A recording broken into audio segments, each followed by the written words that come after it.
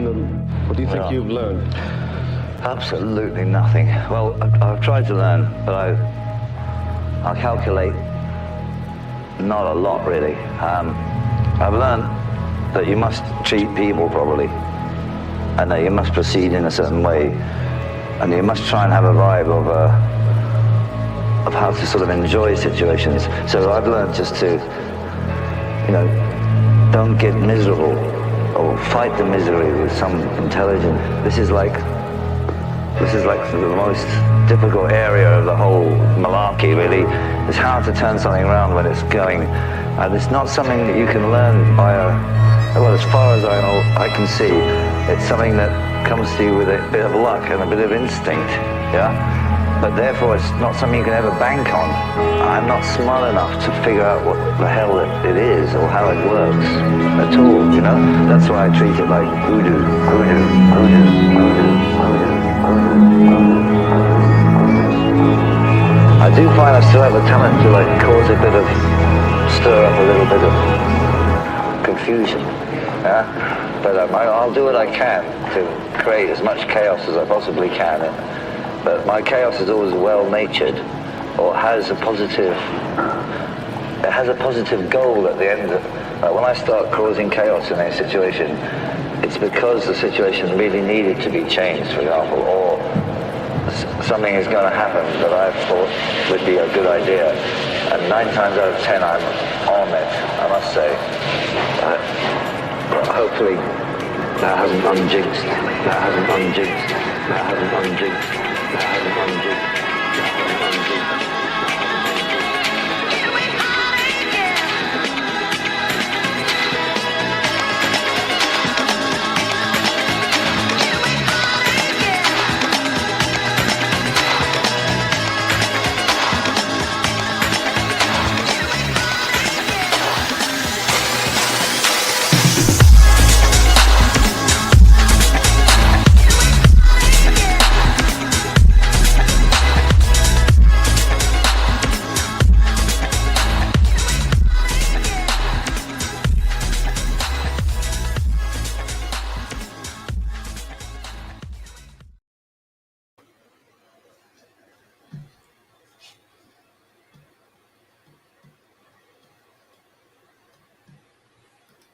It's taking a picture of me or you. I guess I'll do it. Hey, hello, peeps. How you doing? So I don't know what happened there. How you doing? Hey guys, Grand Razzies. Good afternoon. We are doing a random live on a Wednesday afternoon. I would grace you on a Wednesday. That I don't know why, but that's made me think of a. That made me think of a Lord song. I don't know why. Oh. Yeah, actually, I like a lot of Lord songs. I'm sure there's plenty of cryptic stuff in that, but yeah, I kind of got into that. I like what South Park did. Hey, Sherry, how you doing? I like what South Park did with that, actually. I really love what South. They said that Randy Marsh was actually Lord, and it was all post-production that made it sound like Lord, and so he goes and does a concert, but he does it without the production, so it's his voice doing this Lord songs. It's quite hilarious. Right, I'd like to listen to that. Yeah, I can probably send it to you. Actually, I can probably send it to you. But yeah, how are you? How's your week been so far? Pretty good, actually. I feel like I've been good, off to a pretty good start since our Sunday show. As far as like kicking butt, I'll show you guys if you want today. You might have seen Campbell's designs. He's been putting them up, but I finally got Bernie's draft done, and so kicked butt on that right away this week. And I'm off today. That's why we got to go live. Been taking some days off. I got to take a bunch more off, so we might sneak in more of this, which I'd really enjoy. We got plenty to talk about. I got plenty of work to do too. Yesterday, I said to you, I really want to go live about this, and I know Roxanne wanted to say something. She brought it to my attention. She wanted to say something, and I said, Should we do it tomorrow? Yes, let's do it. So yeah, there is a subject matter for this live. Basically, before we get into it though, let's shout out the chat room. Let's do our jobs properly, shall we? Go up to the top. Sherry, you've already said hey. Are you on mute? I just saw your lips moving, but I didn't hear any sound. Thank you. Yes, I was. Because I started cluttering around stuff. I was trying to be a little quiet there. I don't know if my mic got cut off, but just wanted to say hello, Squirrel. And hello, Lizzo. Yes, hello. Hello. I'm trying not to curse anybody. Hi ho. Hi ho. Hi ho. I'm getting pretty good at those couple of key ones. But it's hard because I don't say, we've talked about this, I don't say Grand Risings to my family or to my coworkers. Yeah. Because then you're borderline susceptible at this point. It would be a bit weird. They'd be, what? I just say Risings because I've got bored of saying good morning. It just lay it out like, I thought I'd start a new trend. I wanted to start a new trend, basically. Yeah, and I'm already the weird one, and I already say my big thing is to say Gesundheit, because I'm not. I mean, I think bless you. There's nothing wrong with it, but I like Gesundheit because it means good health. It's not. Yeah. It's immediately just healing vibes. That's it. That's why. In I like Spain, it. they say salud, which is health, basically. Salud, health. You sneeze, health. Health for you. Hey, you. I like that. As I get older and remember all the people I've lost along the way, I think to myself, maybe it's a career as a tour guide doesn't look a good job. Love that. How you doing, Reverend? May I have your attention, please? Reverend? Thanks. No, returning to our normal programming. This is abnormal programming. Crazy fun over here. Mr. Sasquatch, greetings and salutations, sir. How are you doing? Machine Head 69. Hello. Some positive reinforcement. That's a cool photo. Wonder where that is. Yeah, that's nice. And I wonder if you know who this is, Squirrel. Is this your girlfriend? Squirrel Sniper, or is this you? Is this you when you were younger? Here's the picture in your profile, Squirrel. India, one love. How you doing? India, hey. Comment come up. There we go. There we go. Good to see you. Austria. Austrian health. Austria is awesome, man. I went skiing in Austria. It's beautiful. Oh. Mm-hmm. Yep. Yeah. So, right, what did I want to talk about? Yesterday, I mean, basically, it's been hot everywhere, hasn't it? It's been hot everywhere. The last few days, it's been really hot. Has it not? Yeah. Well, not for me, but I shouldn't say that. I mean, technically, I think our temperature is not horribly far away from this extreme heat because it's. So like 100 for us is really pretty stinking hot. And like, the Southwest can get up to like 115 easily in the summer. So I'm kind of curious that compares. I know the UK, it was supposed to be high 90s. So it was like 38 degrees Celsius.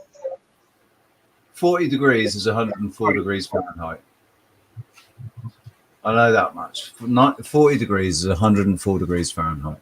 So what's confusing me, right? And the thing is, what I really like is that I watched the Lotus Eaters. They did a video about it yesterday.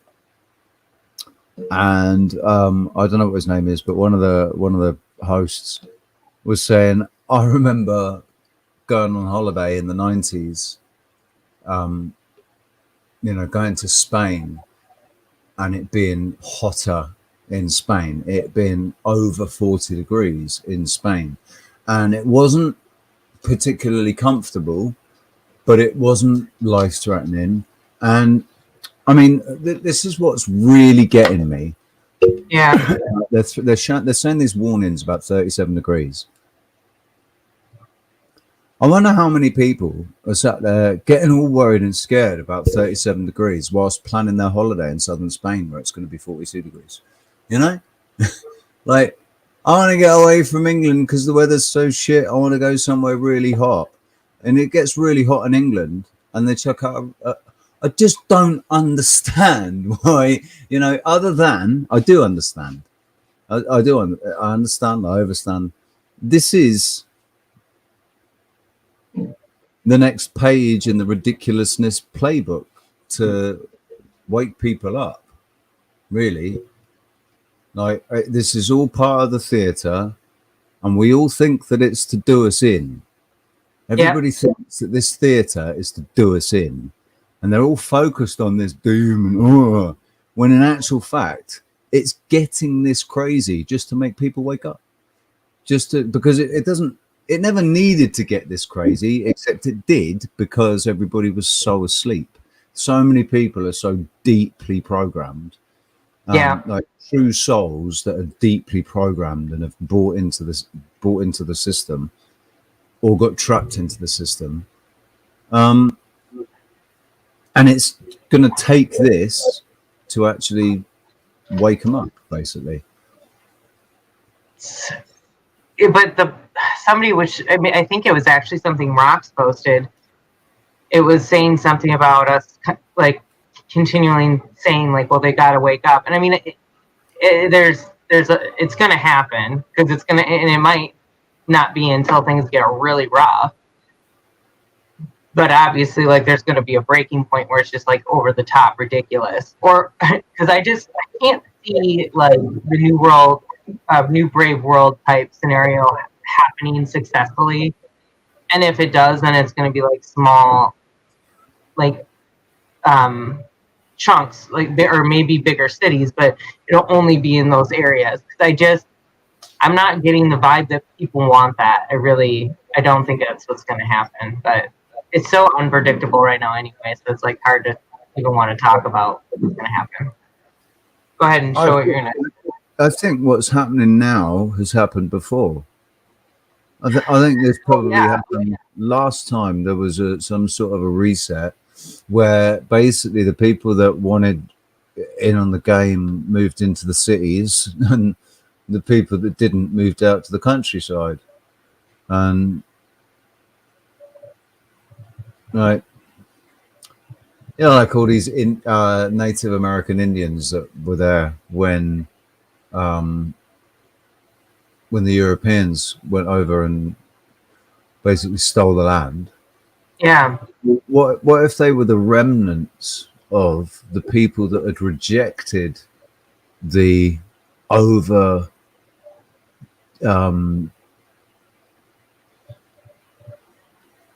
what's the word? Technical, you know, Atlantis. The story that was going around is that Atlantis, or we were really highly advanced technologically, and that caused us to become kind of debased and immoral, and the society collapsed and the place sank. Right. Well, what if that was just a replay of what's going on now with a similar infection of the mind, which Definitely. is, I think, what happened. It's an infection of the mind. It's a virus in the mind that's causing people's egos to just completely go crazy. That makes sense to me. You know, and these people, like the Indians, the native Indians, were the ones that had rejected it, and they'd gone out to the outskirts. The cities got destroyed, utterly destroyed, along with all the people in them, and all that was left was the ones that had rejected it the first time. We also know that like mass migration happens during this time, and then there is some bit of famine, but like there's, you know, we've all questioned like how many of these people are real that come in and out, you know, so like is the actual, you know, amount of loss as big as it's always said it is, and like truly what is the survival aspect? Is there manipulation then after the fact where they shut down any remaining knowledge and they have a way to like erase the memory, or it happens during that event? I'm not really sure, but it's interesting. Hey, we're on it tonight, man. After the video that I watched, the last video from this gentleman right here that I've watched and shared on my community page. I feel very honoured to have you here. Thank you very much, Paul. I've invited Paul on the show. I said it'd be great if he could make a Sunday show, but otherwise, let us know a time when you might be free. And he said, I just might do that. So I'll tell you what, Paul, if you're free now, tonight, if you want to come on, give me a shout. Just let me know, and I can't remember your email. What is it? Black Sheep Research, or is it What the Flock TV? I can't remember. If you drop your email, I'll send you a link if you fancy it. Because I tell you what, right? I want to talk about this temperature thing, but I'd also like grab the first opportunity that I would to get you in the studio and have a chat with you about the number 11. It makes me wonder if this, type of extreme heat that they push, because I don't know if you've noticed, I feel like the sun does feel a little hotter overall, but if they then right. Trick you into melting things, this is sort of how it starts. And they blame it on extreme heat. I was going to go on. Sorry.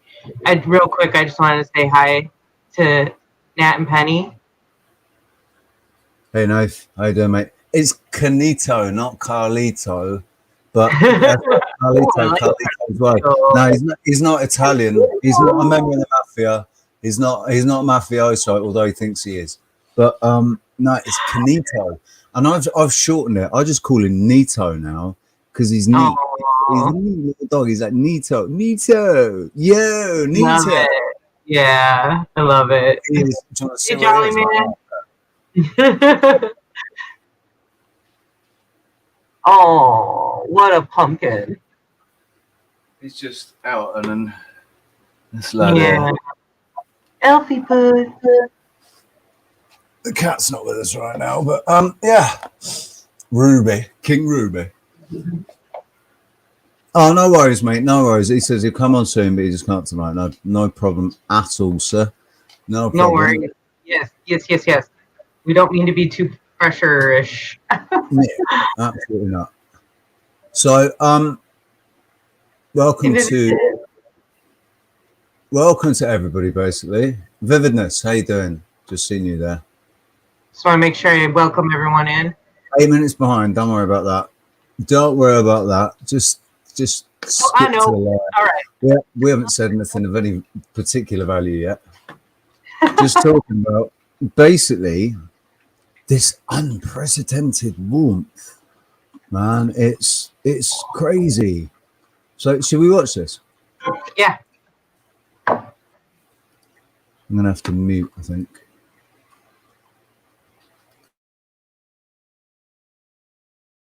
Folks in Europe have been dealing with extreme heat this week. It's been so bad that the United Kingdom's National Weather Service issued the first ever red extreme heat warning. Our driving purpose at the Met Office is to help you make better decisions to stay safe and thrive. And I can say that the extreme heat we're forecasting right now is absolutely unprecedented. I'm sorry, but that woman neither looks nor sounds real to me. Maybe she's just really self-conscious about the fact that she's on camera, but she looks older than me for absolute certain. At least I'd say probably 10 years older than me, which means that she remembers the summers that I remember. If she's lived in England for as long as I have, she'll remember the summers that I remember because we would have both lived through them. And England's not a huge island, And I do remember when you look at the, when they show the weather forecast, they show the whole of the British Isles basically, and you see that the weather's always colder up in Scotland, it's always colder up north, and it's always rainy over in Ireland and shitty weather in Ireland, and the south, like, is always shit weather as well actually. But you could see the temperatures, and they put the temperature gauges up. The Lotus boys did a really good comparison. I think it was a meme where they showed a comparison of a weather forecast 10 years ago, showing temperatures higher than the temperatures today, or yesterday. This was higher than the temperatures yesterday. On the one from 10 years ago, it's all these beautiful sunshines and, like, oh, go out and enjoy the beach. It's beautiful, hot weather. It's sunny. And now the whole map is like all these different colors of blood red, danger, danger. Oh my God, death, danger. And it's not even as hot as it was 10 years ago. So on the, like, they were very careful not to show temperatures higher than the one that they say was the highest recorded ever temperature. But the thing is, I remember back in 2004, working in a yard where the temperature got up to, it was just above 40 degrees it got up to, and we were all working. They made us wear high-vis vests, and they made us take breaks every like 15 minutes to drink water. But that's all. It was just, all right, listen, lads, it's bloody hot out there. Don't want any of you passing out. All right, make sure you drink a lot of water. Don't stay out in the sun too long. And that was it. 42 degrees recorded by the thing in the yard. The highest temperature recorded that day was like 35 degrees.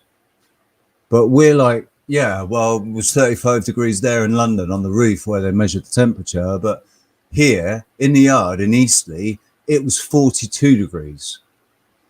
I can remember summers back in the 80s and 90s, particularly in the 90s and early 2000s, because I was driving a lot in the UK. I remember driving around and the tarmac on the road getting so hot that it was melting, and the tires would stick to the tarmac, and you could hear the tires sticking to the tarmac. I loved it. When the road was so hot that the tires were sticking to the tarmac, I bloody loved it, because you could fly around the corners, man. It was like having stickies on, It's brilliant in my little Nissan Micra. But this is my point.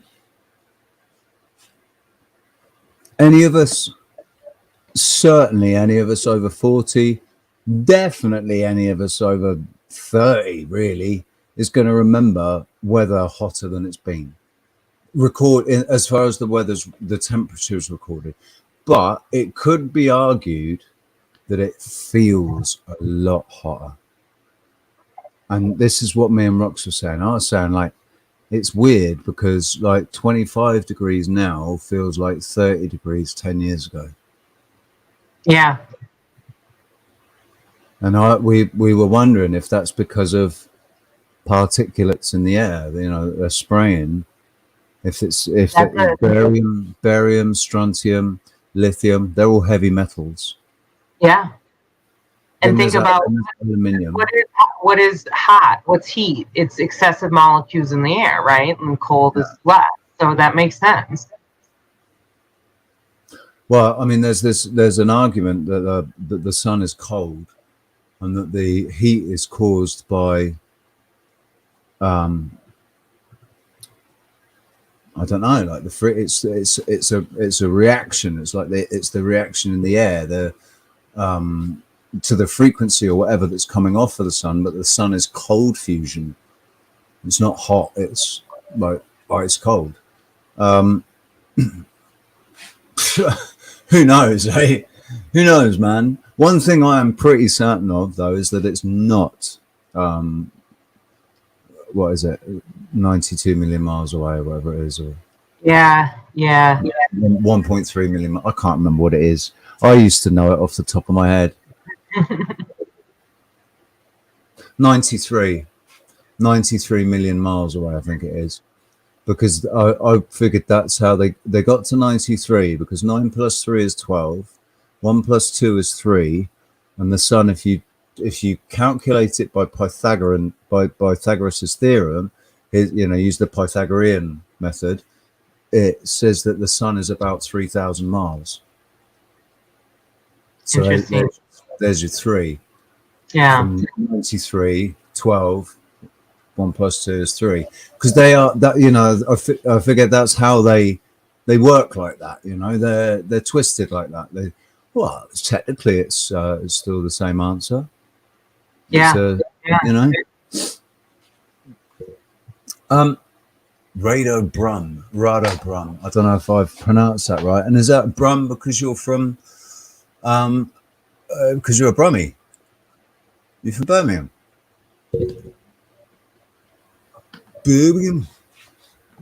One of the best clubs in the world that Birmingham had for a while until it closed down.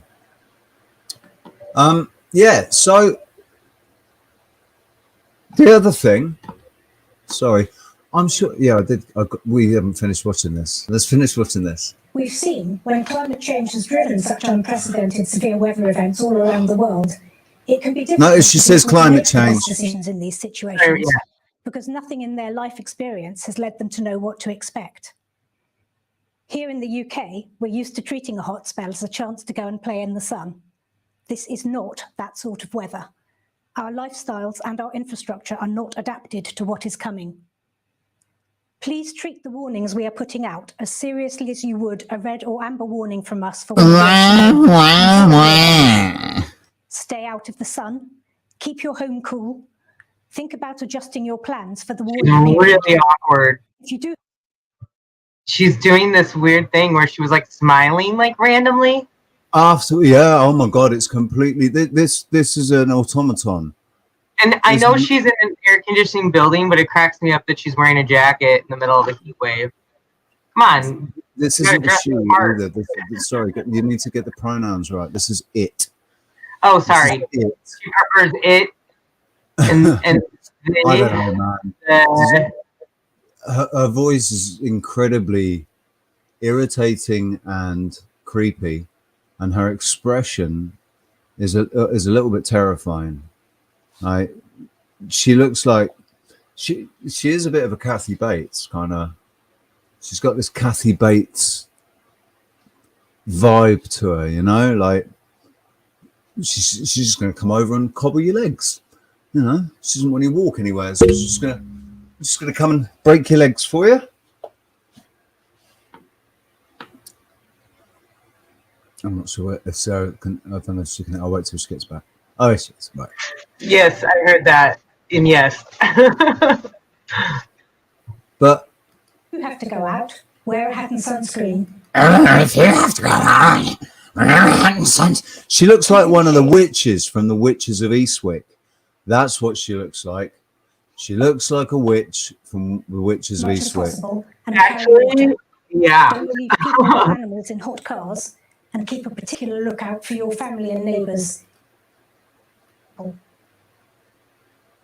And our team of forecasters say this could be one of the most dangerous heat waves to hit the area in centuries. Oh, God, fuck off, you silly prick.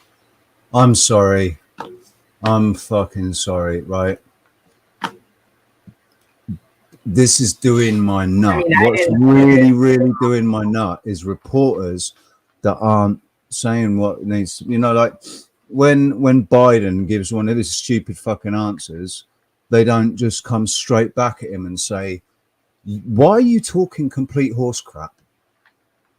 Like, what your answer makes absolutely no sense, and you're lying through your teeth.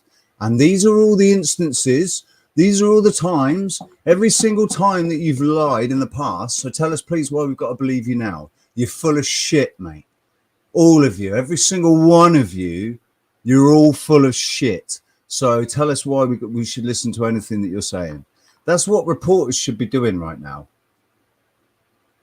Sorry, No, man, because this is my thing. You're all sick. And then all I have to do is, where'd you get your money from? Where'd you get your money? Yeah. Every single company that you are associated with. Yeah. Go ahead. You should have a list of it. Yeah. Or actually, if you want, you might as well wear a jacket with all of the emblems on it. Every single one of them, they're all,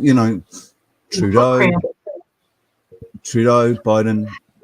I mean, Boris Johnson before he fucking wimped out and ran off.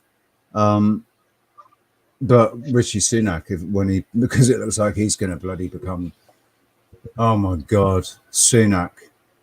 Seriously, with his billionaire wife who keeps all her money offshore and they don't pay any tax on it.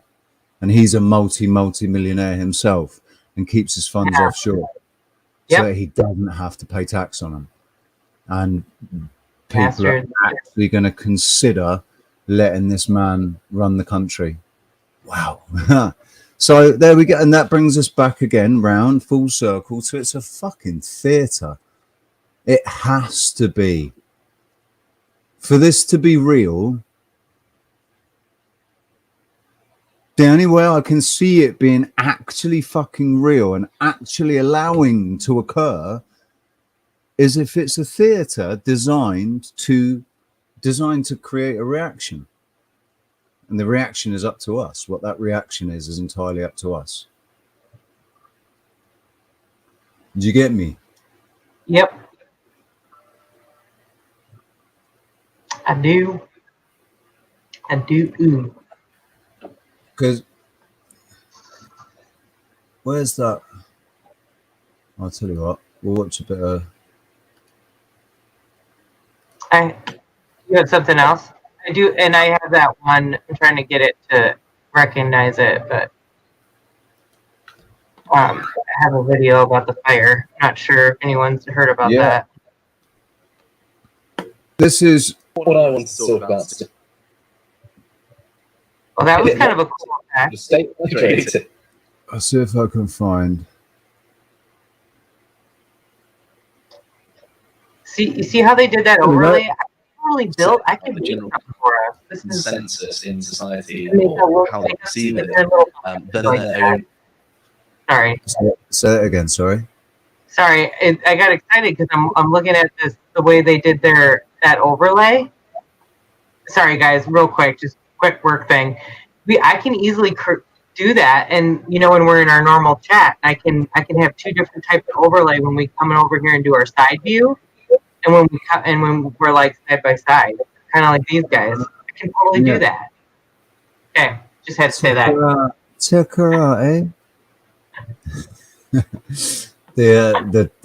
We've awakened the designer, the graphic designer. I know. Wait till you guys see Bernie's, man. Oh, yeah. So this is what I was saying, right?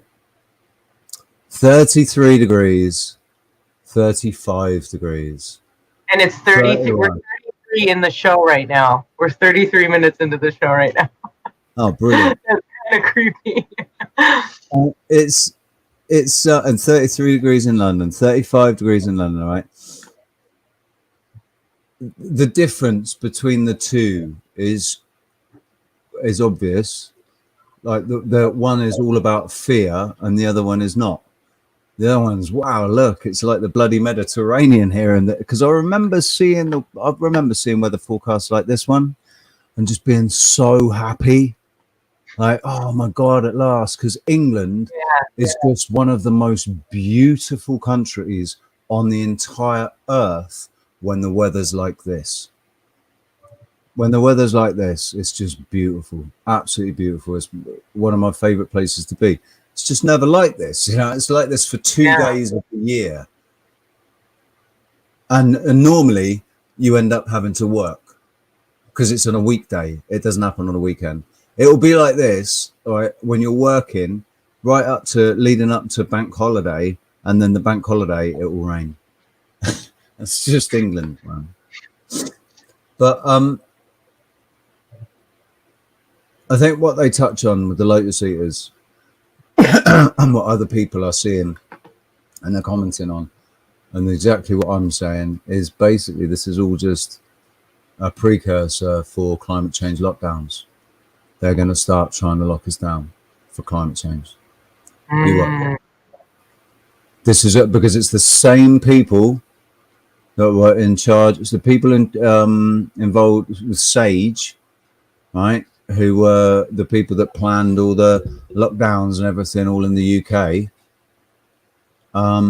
They are now involved with climate change. They've moved straight from that to climate change. And me and Roxanne said back in 2020, if you cast your minds back, I think we've still got it on Roxanne's channel. It's been deleted off mine. But in 2020, we were saying, you watch, they're going to do this. There'll be lockdowns. Then there'll be a Jacksonation. Then the restrictions won't really end. They'll want to bring in a passport, like mandated passport, and then it will be climate change. Then they'll go to climate change. We said it in 2020, and that's exactly what they're doing. Well, so far we haven't had to retract anything that we said, because everything we said they did, everything that we said they'd do, they've done. They've tried to do. The whole thing about the passport is still on the back burner. They haven't scrapped it. It's still on the back burner. Sorry, what were you going to say? Nothing, just that I also feel like there's still a chance of a bigger war situation, and I think the alien war is going to come. So there's just going to be all this chaos with this. I feel like how they're going to try to resolve the recession too. Generally, that's what happens. We go into this depression, and we come out of it with a war.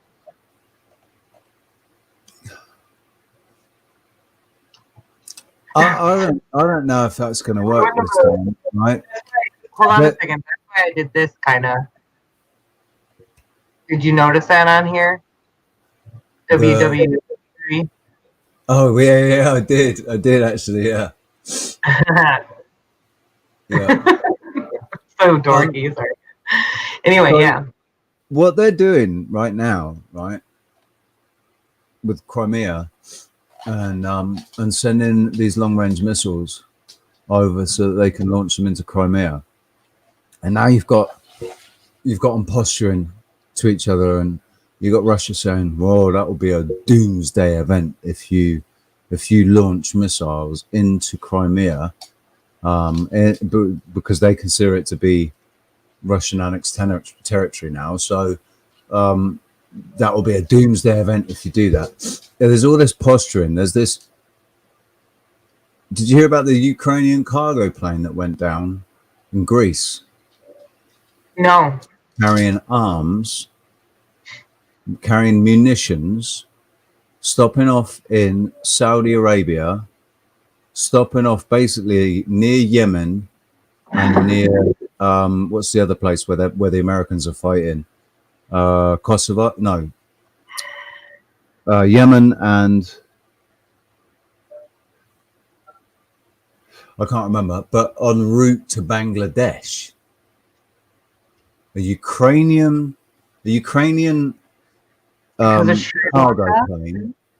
cargo plane heading to Bangladesh via Saudi Arabia.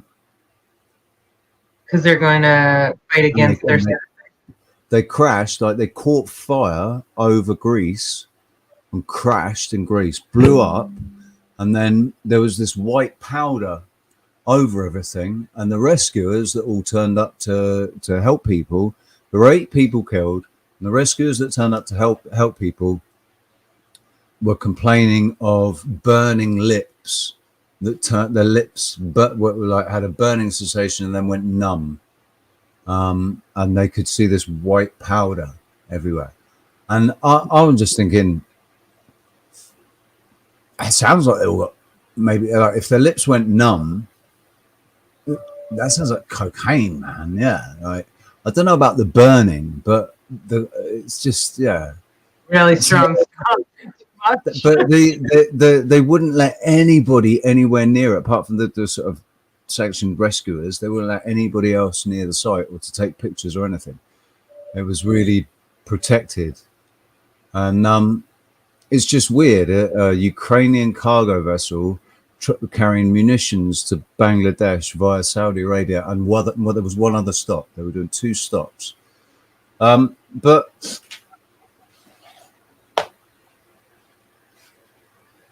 it's obvious that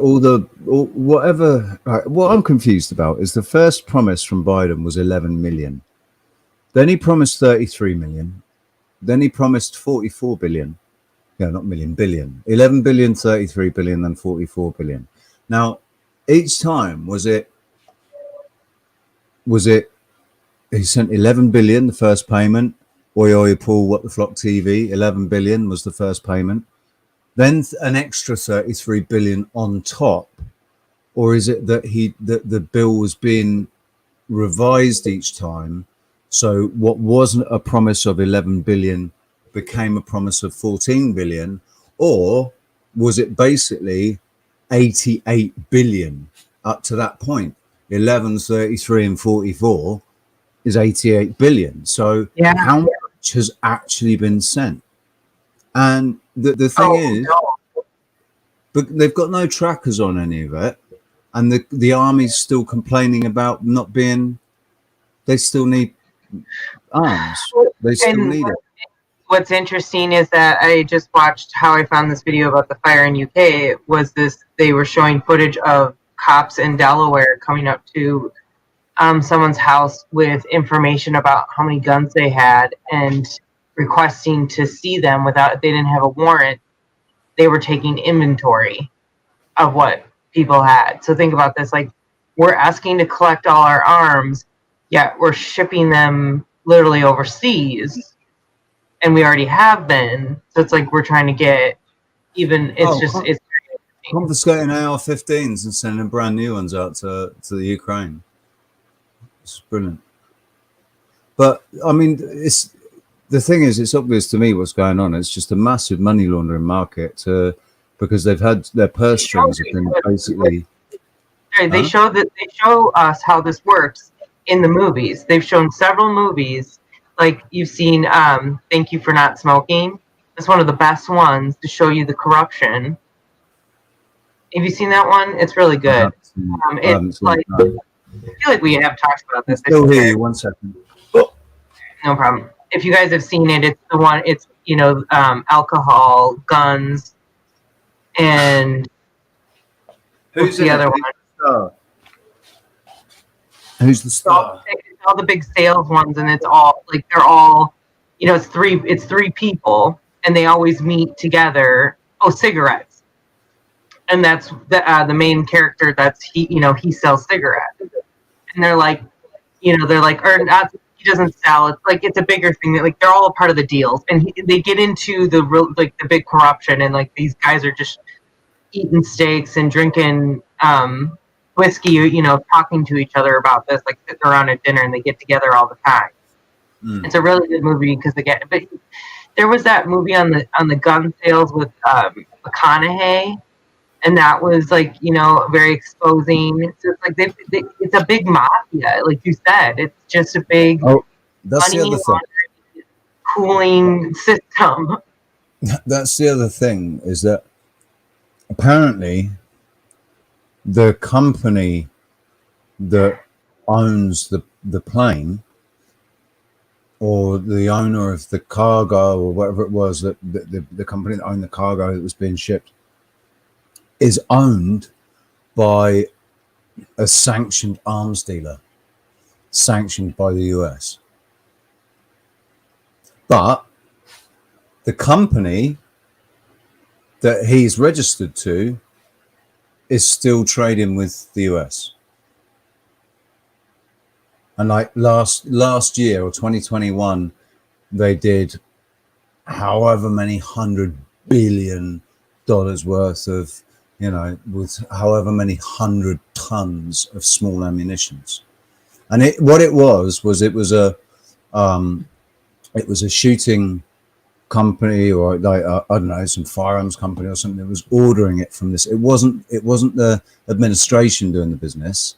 It was a private company doing the business, but they're still doing business with this other entity that is linked to or owned by or registered to a sanctioned arms dealer. It is a big mafia. It's just a big. This is where I think it was a joke, or it was to hide money. But do you ever remember there was an article that came out that they had built this $1.4 trillion jet, and that supposedly the whole thing just needed to be trashed because it didn't work? And I think that was a bunch of BS. I think it was just a way to hide money that they were moving. And it was probably a jet they had already built and had already been, in their hands for quite a while, and that was just their story. I want to know what, that the WEF is connected directly to what's going on in the Ukraine, and they're all. Yep. And uranium, and so then Russia's all connected. That's how I see it, to be honest. It's.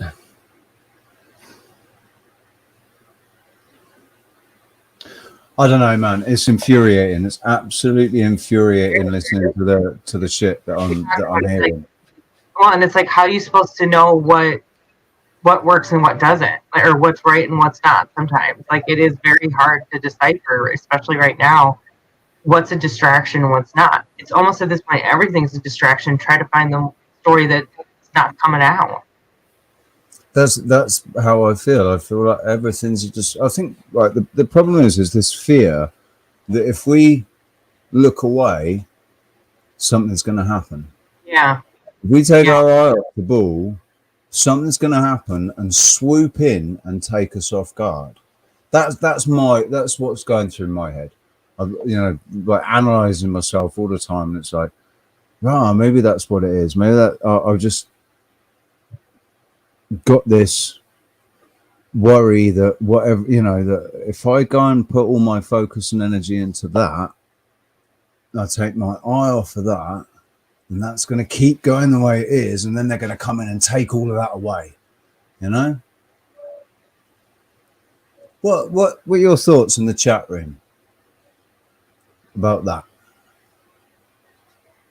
I'd like to know what your thoughts are.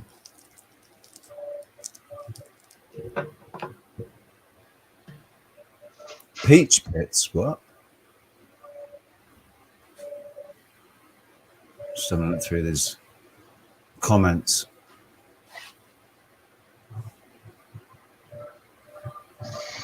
Hey guys, if you're over, which you're probably not, in mine, feel free to come over into Richie's chat, and I have the link posted.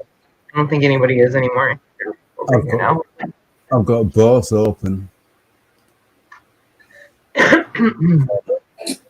Both chats, both streams, so we both get the view. I try to do that to keep an eye on the chat, but just to make sure if anybody's yelling about nobody being there. It's all good though.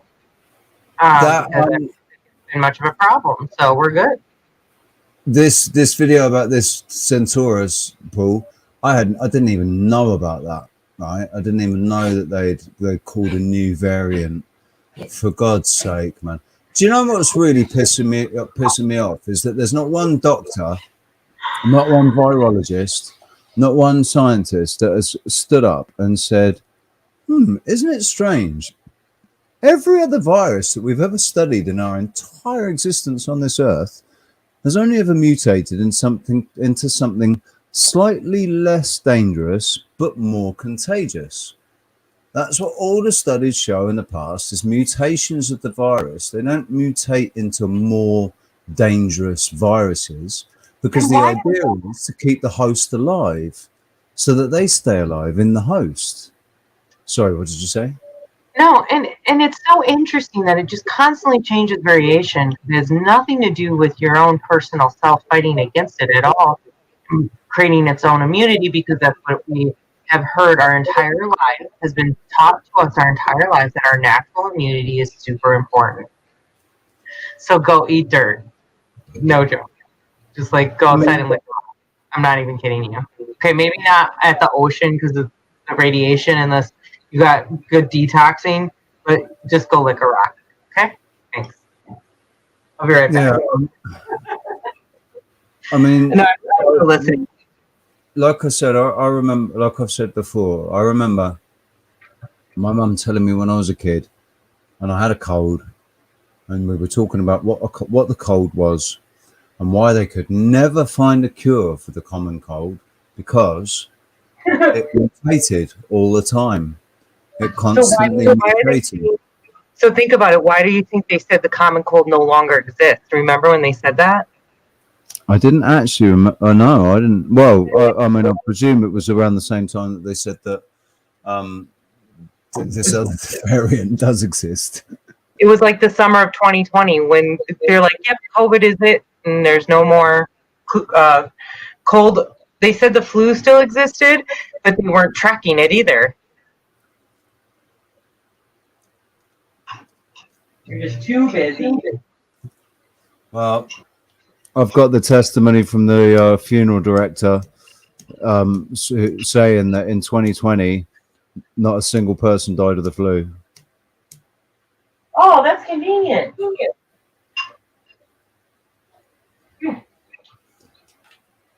Interesting, isn't it? Well, but we all know what happened with that.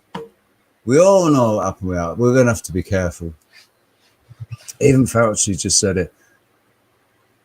He said he had the flu. The last thing you needed was because your own immune system is stronger than any. Yeah, I mean, they've proven that. They've proven that it is actually stronger. It's really simple. Either it's a real thing. That's a really good point. This comment brought that up like that. Yeah, right. But either it's a real thing or I'm superhuman. I'm some sort of mutant superhuman, indestructible mutant superhuman that doesn't ever sanitize shit because I couldn't give a toss. Never ever cared too much about dirty things and I probably was a little more compulsive about hand washing at one point. And mind you, for certain things I'm particular, and even if I've been out working in the dirt, which is we already know, like, what do animals do? They roll around in the dust to clean themselves. So I do like scrub out the dirt from under my fingernails, mostly because it just feels chunked up. But I also think that's just good. I do that because it looks gross, man. Dirty fingernails look gross, so I do like to get the dirt out of my fingernails. There is a whole satisfaction with I think, like, pulling it out too. Like the dirt, like getting it out and seeing that clean fingernail. I do. That's a satisfaction thing. But I get a little bit like that. Food on the floor, right? Dropping food on the floor. Will you eat it? Will you pick it up and eat it? Yes. Because actually, is it a 10-second rule? Do you have a 10-second rule, a 30-second rule? It depends on what it drops. It depends on what it drops into. Because if it's really hairy, that's really one of the only, and really dirty, like a lot of little bits of crap, and you look at it, and you're like, all right, I think I got to let that go. But if it's just got a couple little pieces and I can even run it underwater. Yeah, exactly. Depending on what it is, if you can just run it under the water, right, just rinse it off. In some cases, I just got to do this, and I'm like, fuck it, because I feel like it.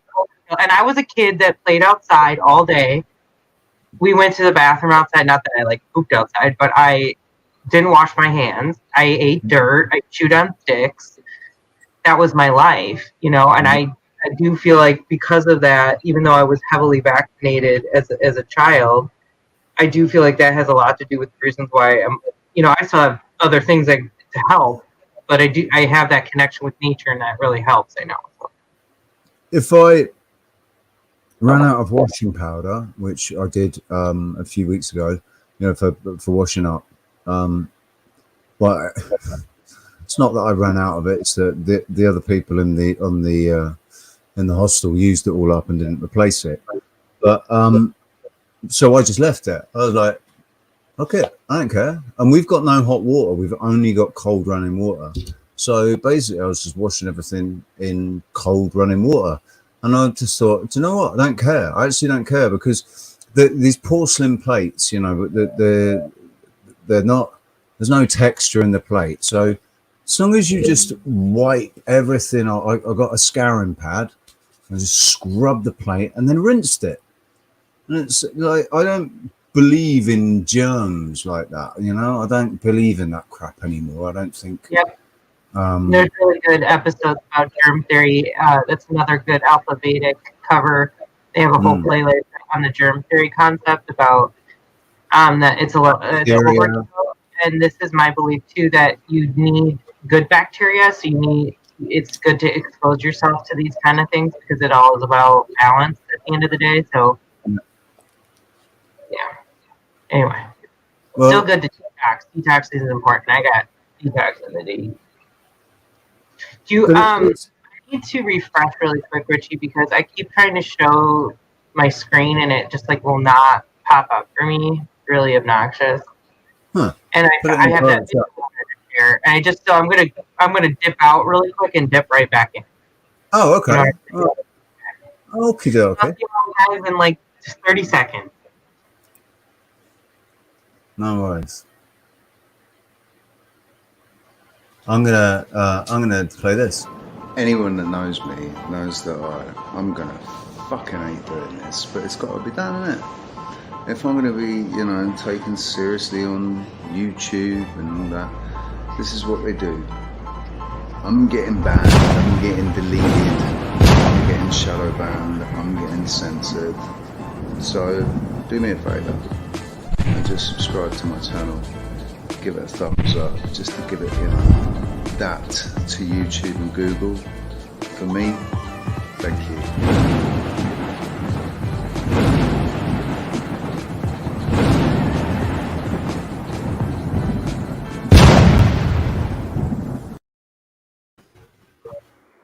I feel a little bit bad playing that video because it's just for my channel. And obviously, we want everybody to subscribe to Sarah's channel as well. So I've put a link in the chat. There's also a link in the description. Please make sure you go and subscribe to Sarah's channel. We've managed to break the 100 mark, 105 subscribers we noticed today. So we want to get that 10 times more in the next 10 days. Do you think we could do that? That'd be really cool. 10 times more subs in the next 10 days for Sarah, so she can break the 1,000 mark.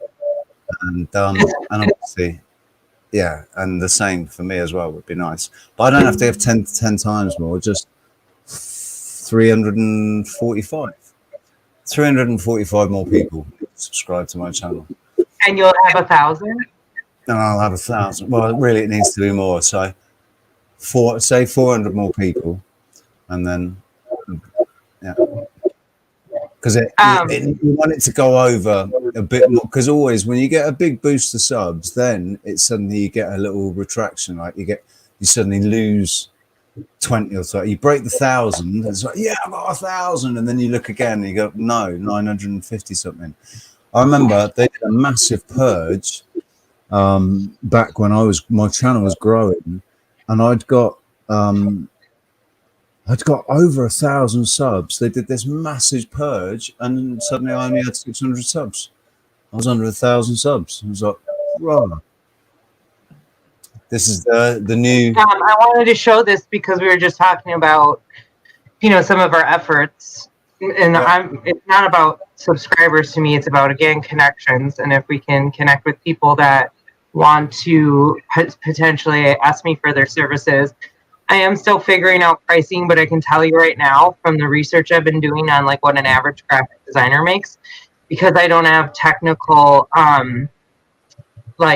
true experience. I don't have, I think I can get access to Illustrator. No, I think that costs extra, because Illustrator would be the ultimate logo designer. But I have, at this point, I feel like I am a master of Photoshop because I recreate the shapes like with Bernie's. I had to totally redesign it, mainly because the quality of it, and I never ended up asking him for the original. I did it all from a screenshot from one of his videos. But anyway, what I'm getting at is that I'm really offering a good deal. I'm not taking anyone for a ride. This, like when I do the logos, I'm going to be offering like editing sessions. That doesn't mean like you're limited to X amount of edits. It means that I actually am just going to limit how many times we can get together to go over multiple edits. So it's like I think it's definitely worth it, and I'm really doing it for the community, and that's why I wanted to make it affordable. And even when I did the pricing, if it was something that took off, it could. I was like I could easily make it a part-time job. It would maybe take longer to make it a full-time job, but I could. And if I could get to a part-time, then I could actually take on like some other little job somewhere, and I could quit my current situation, and that would be amazing. So I mean, it'd probably be a good idea. It'd probably be a good idea to talk about the overall plan, wouldn't it? Really, like. And then the whole thing is like, well, and I'll pop up our graphic again because nothing's much changed. And the other thing, guys, is I apologize. Nobody's asked about it, but we don't have a specific pay site up for this, and we like Richie had talked about we were going to do it under my account just to. I think I might have found a different platform. Oh, good. What's his name? Tim Pool. Tim Pool was touting it today. Dan Bongino is one of the creators of it, and it's designed to be a cancel. It's a cancel-proof kind of platform where you have custody of the money, basically. They can't do what PayPal and GoFundMe and all the rest of them have done to the GoFundMe to do that. Yeah. You heard about the case of the shop dealer who, in self-defense killed the guy that was beating him up over his girlfriend's like EBT card not working. It was over like a $3 drink. And he ended up killing the guy that was attacking him in self-defense. And in court, for some reason, he got taken to court, and he ended up having to go to jail like for life. It was all BS, but because it gained so much attention on the public, he got out. They had to reverse because they were able to prove it. There's all this video footage. It was clearly self-defense. Yeah. So that was really cool. Let me. That's a sort of rare story of justice eventually. Yeah, rare story, exactly. Very rare story, right? Lee, how you doing, mate? Hey, Lee. Not Lee. It's not Lee. It's not Lee. It's fucking Jason. Sorry, Jason, mate. Oh, guys, you know what's happening now? This is hilarious. He's now like, when you do with your animals, when you start meshing all their names together. It's like his treehouse goodies are his children. Now he's mixing all their names together. Not children, but family.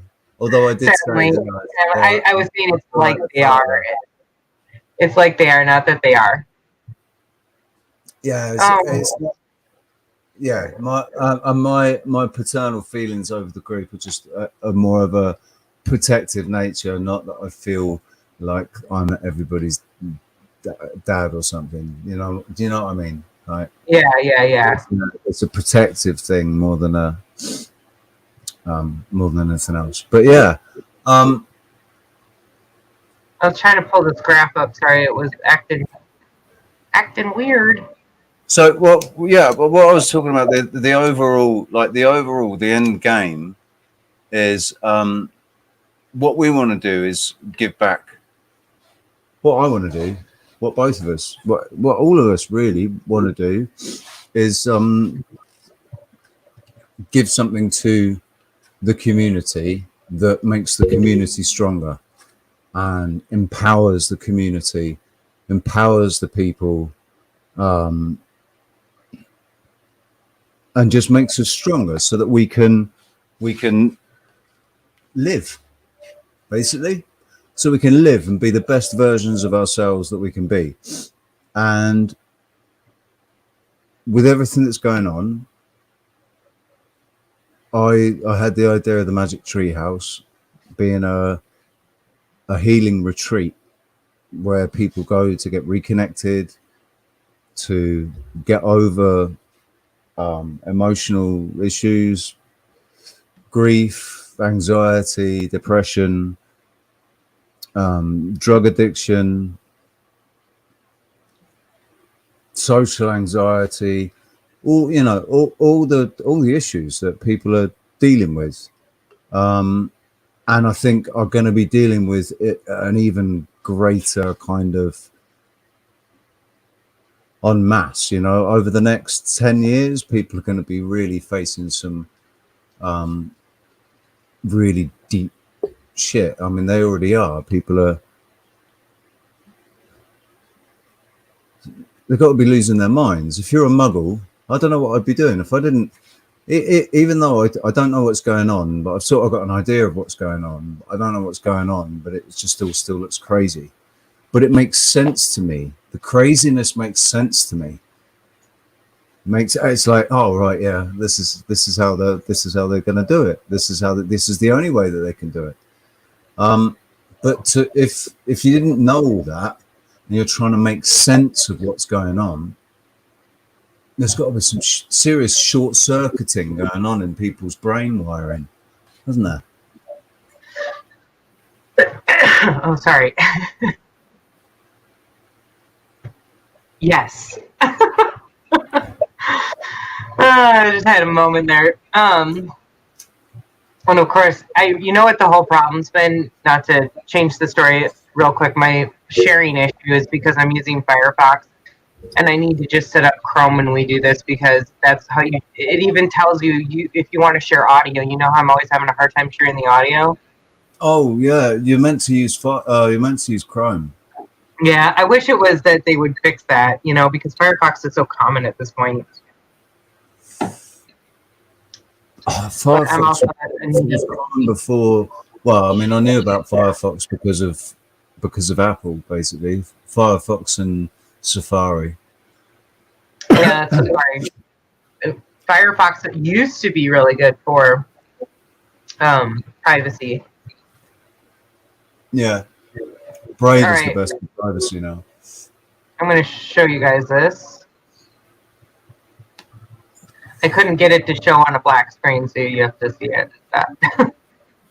This is the picture. There you go. It's in Oregon. Okay. Let me know how this... Well, maybe then I need to just do that right now.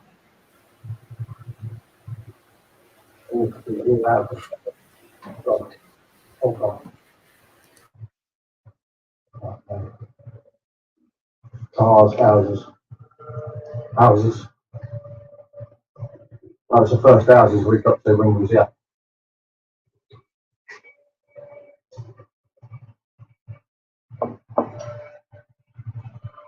Look at this place.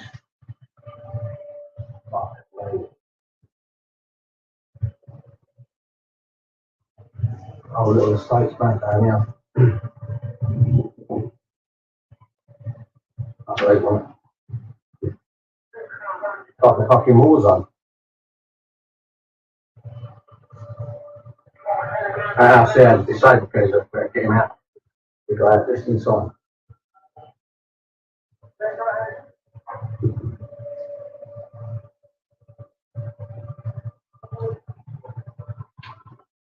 Okay, the spot is still going, man. Yeah?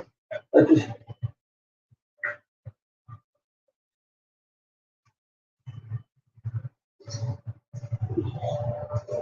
This is unbelievable.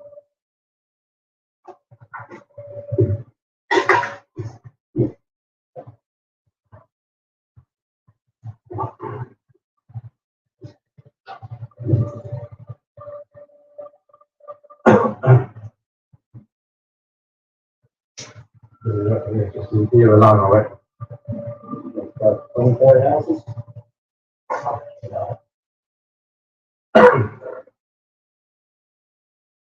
Never seen nothing like this.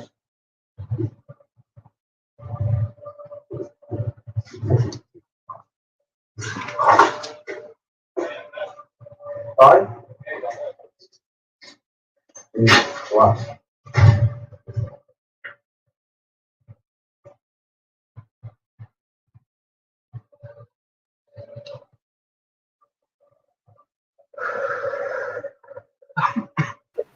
That's insane.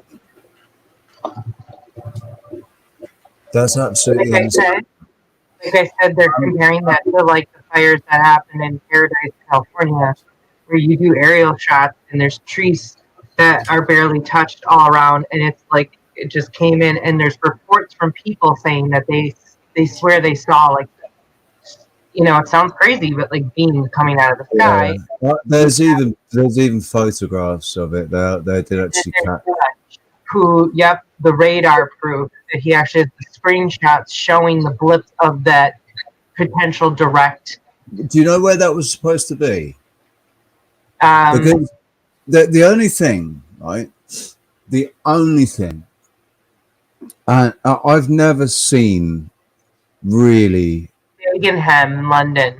I've never seen the result of 24 lived-in houses on a lived-in housing estate burning down. I've never seen what the result of that would be. But I would imagine there to be, if the buildings aren't completely destroyed and rubble, like the insides, there would have been more. Because what that looked to me was a lot of empty houses with cars parked outside that had burned down from the inside, and it was from the inside out. They'd all burned down from the inside out.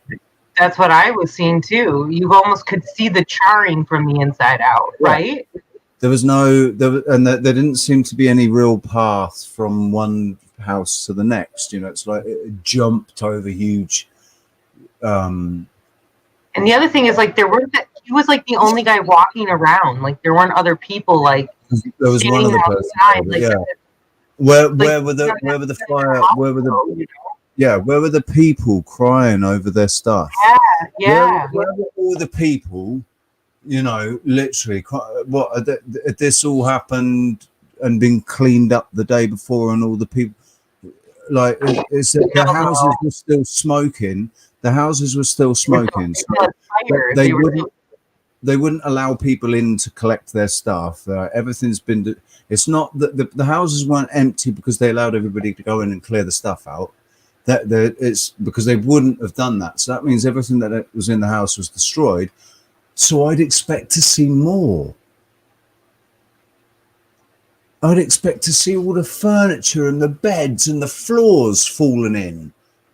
You know, that you could see that the walls on the top of the house was folded in, where obviously it got so hot, you know, that it had caused it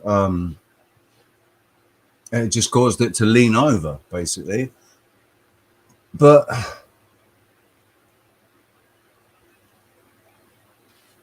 yeah, they could have left potentially, but I kind of doubt it. I feel like a few of them would have been sticking around. There would have been animals. Like even if they'd been evacuated, they'd still be there mourning the loss of their house.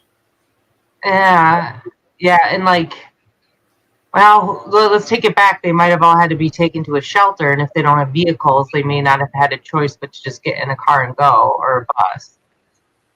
I mean, that's a possibility. It was weird though. I just feel like there would have been more than one person. All of them would have needed to go to shelters. They would have gone to mates' houses and to friends and family and stuff. But it's just, I don't know. I'm not. I don't know. I don't know. It feels weird. I don't know, because I just don't. I think seeing those fires in California. Yeah. Those fires in California, the entire house was gone. Yeah. It's like, it's really weird. It's like something incinerated just the houses and the cars. Completely incinerated all the houses and the cars. A lot of the trees and the grass and everything was okay. But the houses, there was nothing left, and they hadn't gone in and cleared it up. There was just nothing left. Yeah. That's intense heat. You remember the photos of that? I could probably pull that up really quick. Yeah, if you could. 11 years, Machine Head, 11 years. Is Paul still here? There's that number 11 again.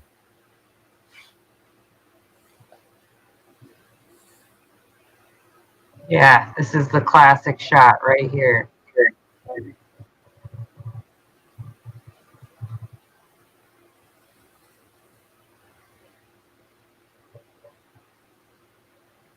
Yeah, look at that. Look at the trees all around over here. I mean, there's other shots where they even show them up higher. Look at this one house survived. How do they do it? They stand out there with a... I remember there were stories from this, and this is where it does get bad. What it is, they didn't have a smart meter in their house. That's what that was. Oh my God, guys. That makes so much sense. Somebody said that too, cover your smart meters, right? Yeah.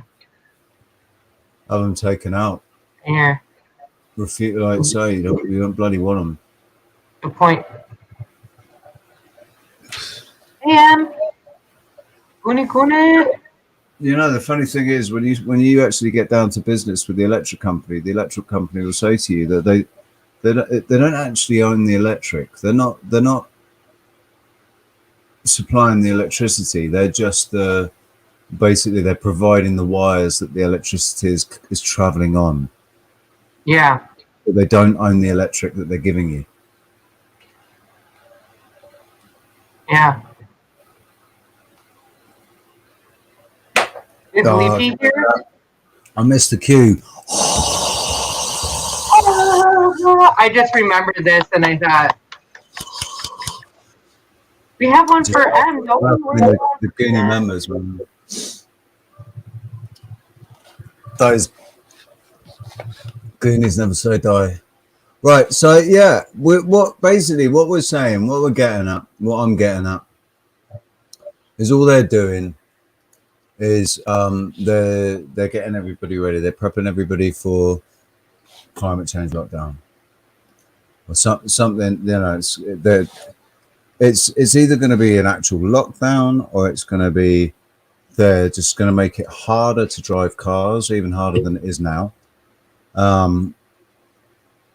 This idea that 50% of people are going to be driving electric cars by 2030 in 8 years' time. I mean, maybe the cost of the cars will come down in 8 years' time. Maybe it won't be 50 grand. Maybe you'll be able to pick up a decent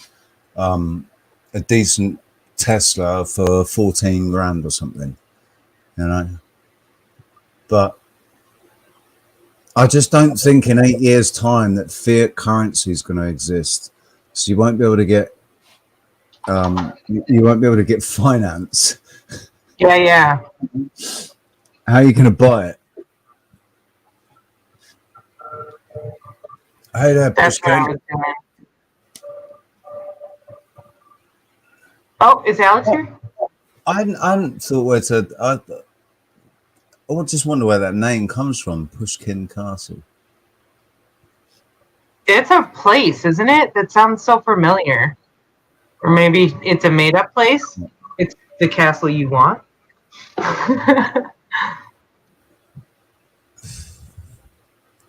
So, what are your thoughts? And you know, people who are watching in the chat room, those of you that are contributing in the chat, what are your thoughts about this whole heat wave? Like they're not just going crazy about it in the UK. I've heard that it's the same in America. It's the same pretty much everywhere. Like Bushcraft Bear. Okay, who remembers Bushcraft Bear from last year? Bushcraft Bear was on La Palma, reporting on the volcano erupting in La Palma, and he caught my attention, and I was watching him, and then I watched his channel explode. Like he got like over 200,000 subscribers. His channel exploded, and his delivery of the content changed accordingly. Like it all became all about fear, where when it all started, it wasn't. But he gave people what they wanted. But anyway, he's gone back to Germany because unfortunately he's not been well and he had to go and see the doctor. He wanted to go and see the doctor in Germany, so he's gone back to Germany to go and see the doctor and have these tests done. And he makes a video about it being 40 degrees in Germany. And sort of, he didn't say anything about, like, yeah, it's 40 degrees, but come on, it was 40 degrees a couple of years last year. At one point last year, it was 40 degrees, and the year before that, and the year before that, and you know, and it was, 1 year it was 42 degrees. It's been hotter, and for fuck's sake, I was living in La Palma. You know, I was living in the Canary Islands off the west coast of Africa, where it got hotter than it is here. And, you know, where I was out living in this weather all the time. So it's not a big deal. He didn't say any of that. He kind of pandered to this, oh my God, it's a 40-degree heat wave. It's just pissed me off even more about him. But I was sad to hear that he's had to go back to get, like, I wonder what's wrong with him. Like, I wonder if he's had the bloody jabs. It would not surprise me if he's had the vaccines. Really wouldn't. Be interested to find out. If anybody else like has been watching or still watches Bushcraft Bear and knows if he did actually get, because to travel into Germany, I think he would have had to, because they did have a mandate on it at one point. So yeah, and Germany is like in the middle of protests, I think, because of the mandates. Yeah. Yeah. So, I mean, the thing is, if he got it, it wouldn't have been to travel. He got it. If he got it, and then he's got sick, and now he's gone back to Germany to go and find out what's wrong with him. Well, I'm not going to jump to any conclusions, but it is. It'd be interesting to know, wouldn't it? Would be interesting to know if he's participated. God, that's really weird. My nighttime screen has just come on. It's just changed to nighttime screen. I just noticed the color on your face. It just went like yellow. This yellow just went across, and the bright blue light stopped. How are you doing today? How was your day? I didn't even ask you. How rude. It's like the end of the day for you now. Normally, we do this a lot earlier in the day. Yeah, I mean, nothing's really. I've been watching stuff, or trying to watch stuff, trying to find something interesting or informative. The most informative thing I think I watched was Paul's video about Centaurus, and I agree 100%, absolutely 100%. If we cast our minds back to Omicron and what that can rearrange into, you know, they like to tell us. They like to tell us exactly. It's even in the very first name that they gave it, you know, the COVID ID 19 thing.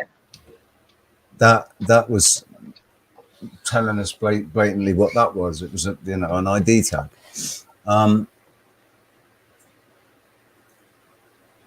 Do any of you use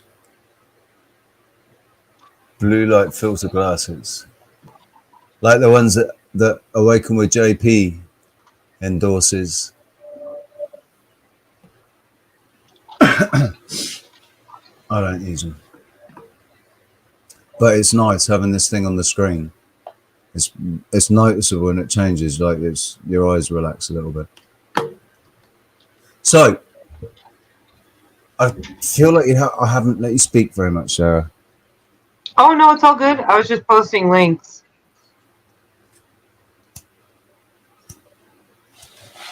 And I realized, Paul, you probably just saw me subscribe to your channel, and I swear to God I was on my Mindful Exposures, but I know I am on my SRA because that's the one I usually watch from. So I just wanted you to know that because I could see that would look really bad right now. I swear I was. I actually haven't had too many issues with getting channels removed, but who knows? I think I have those subscribers on my Mindful though, to be honest, because when I first started, I kind of got a bunch, and like I swear it didn't show me everybody. Like it wouldn't let me see all. It only showed me 15 subscribers, but said I had like 30. And I was like, that's weird. Bot City. I don't know. All right. There's our answer. Yeah. Sorry, I read that. I meant to pull that up. That's cool. I'll have to find that video. Maybe I did see it. So much good stuff. I'm just having a look through to see what people are saying about what I've had to say. I mean, okay, let's put it another way. What will you do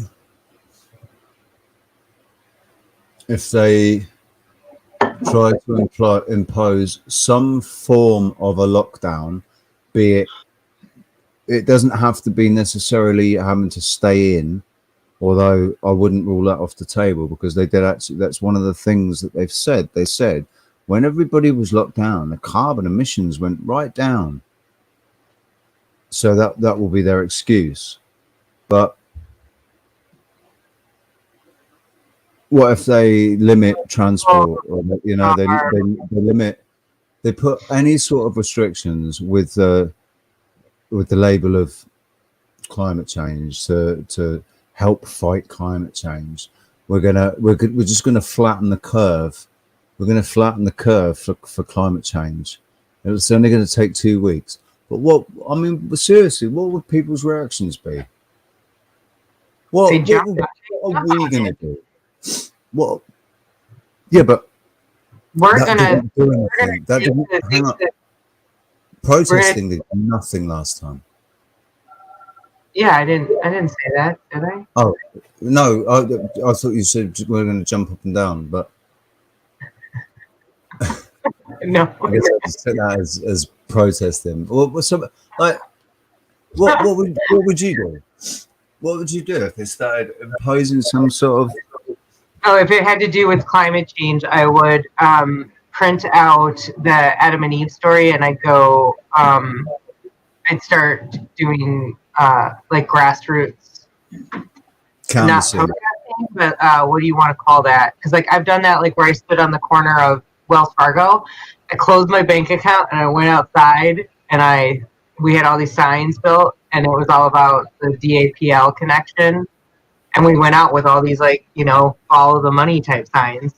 Yeah. And just stood on the corner and did that.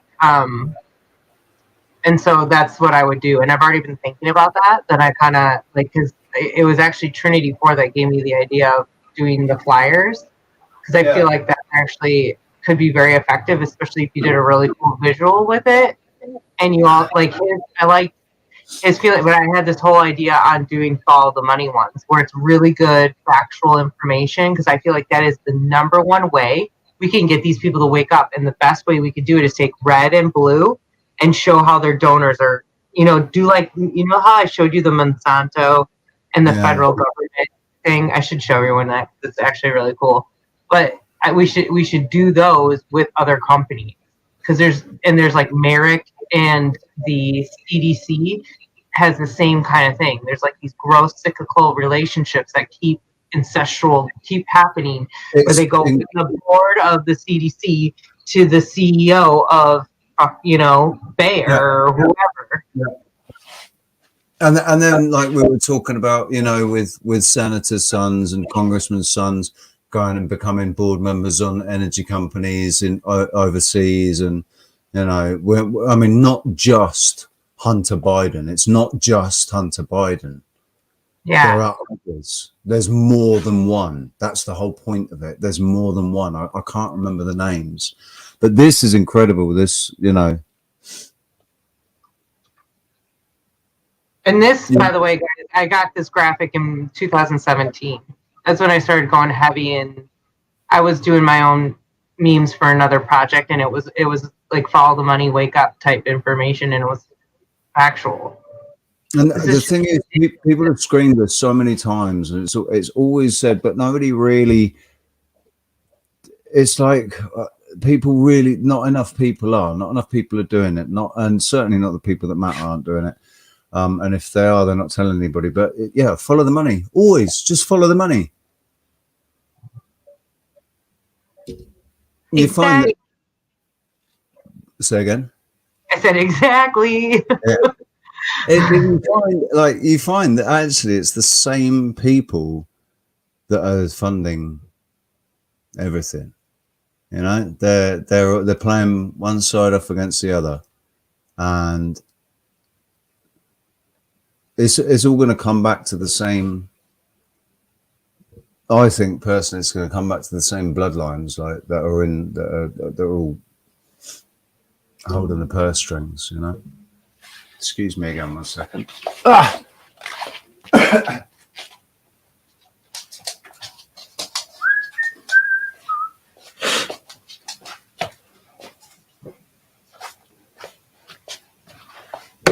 Oh, I need me water.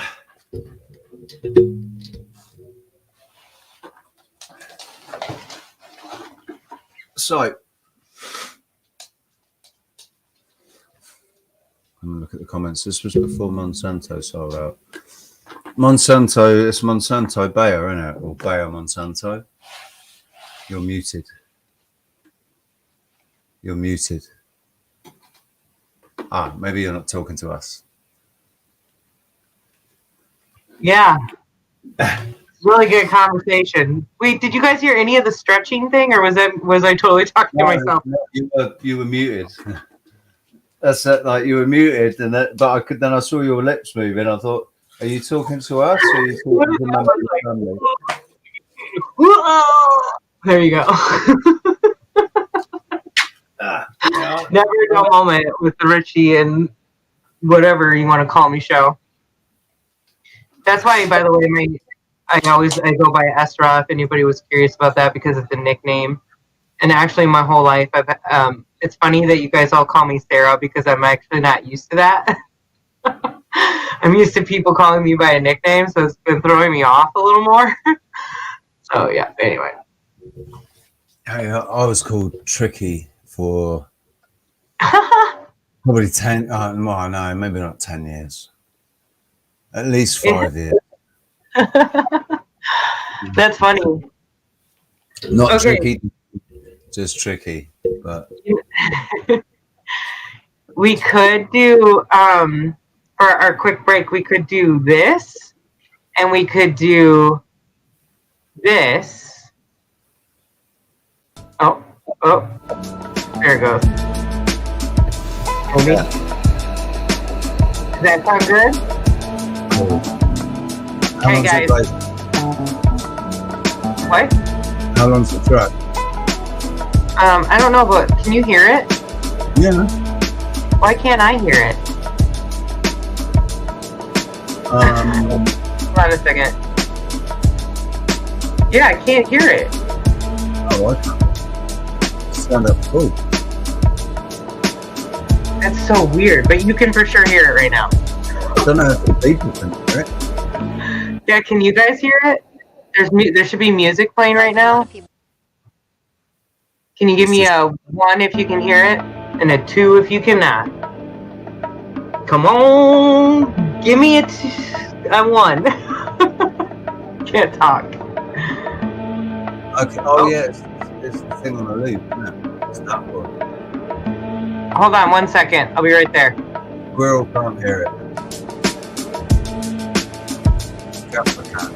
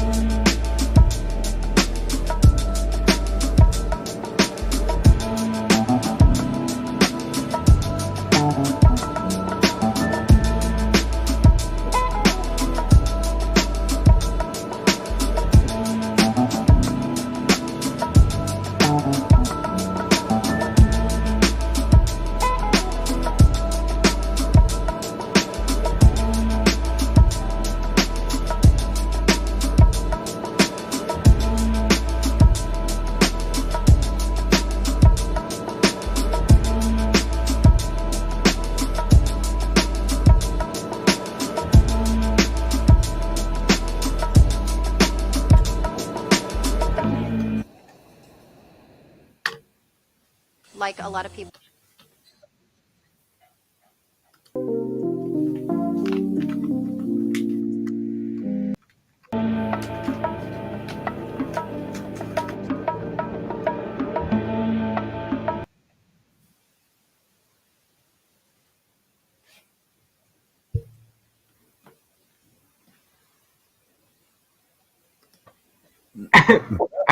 Muted, I said I'm back, so we got that down. So I don't know why I couldn't hear it, but I played it real quick over on the channel, and I could hear it there, so that's good. And you noticed that I didn't cut the track when I recorded it. You heard the ad play, so yeah, super professional. But I think it's because you're using Firefox. Yeah, I just need to.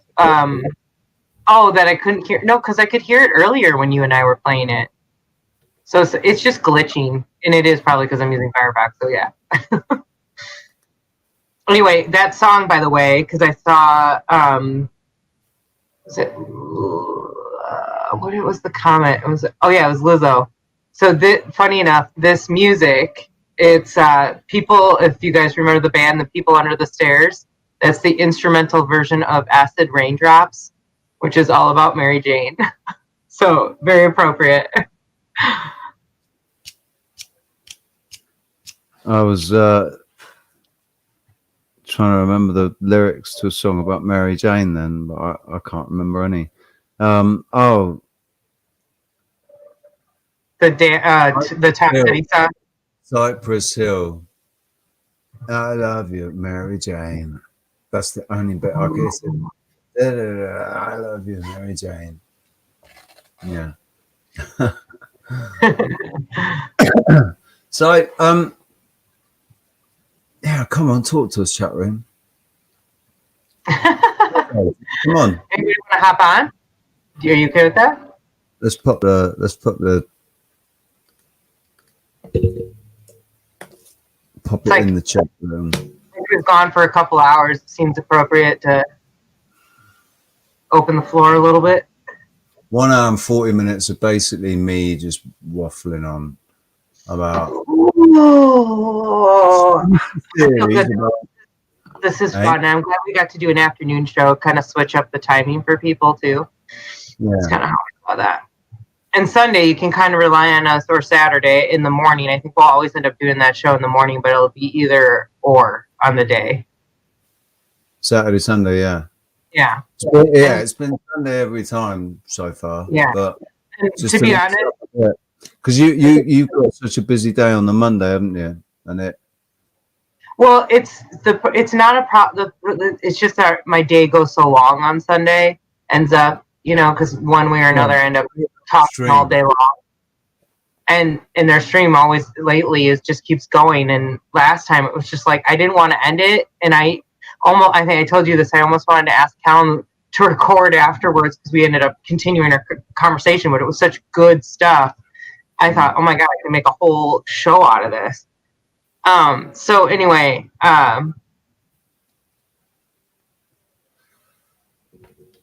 sorry.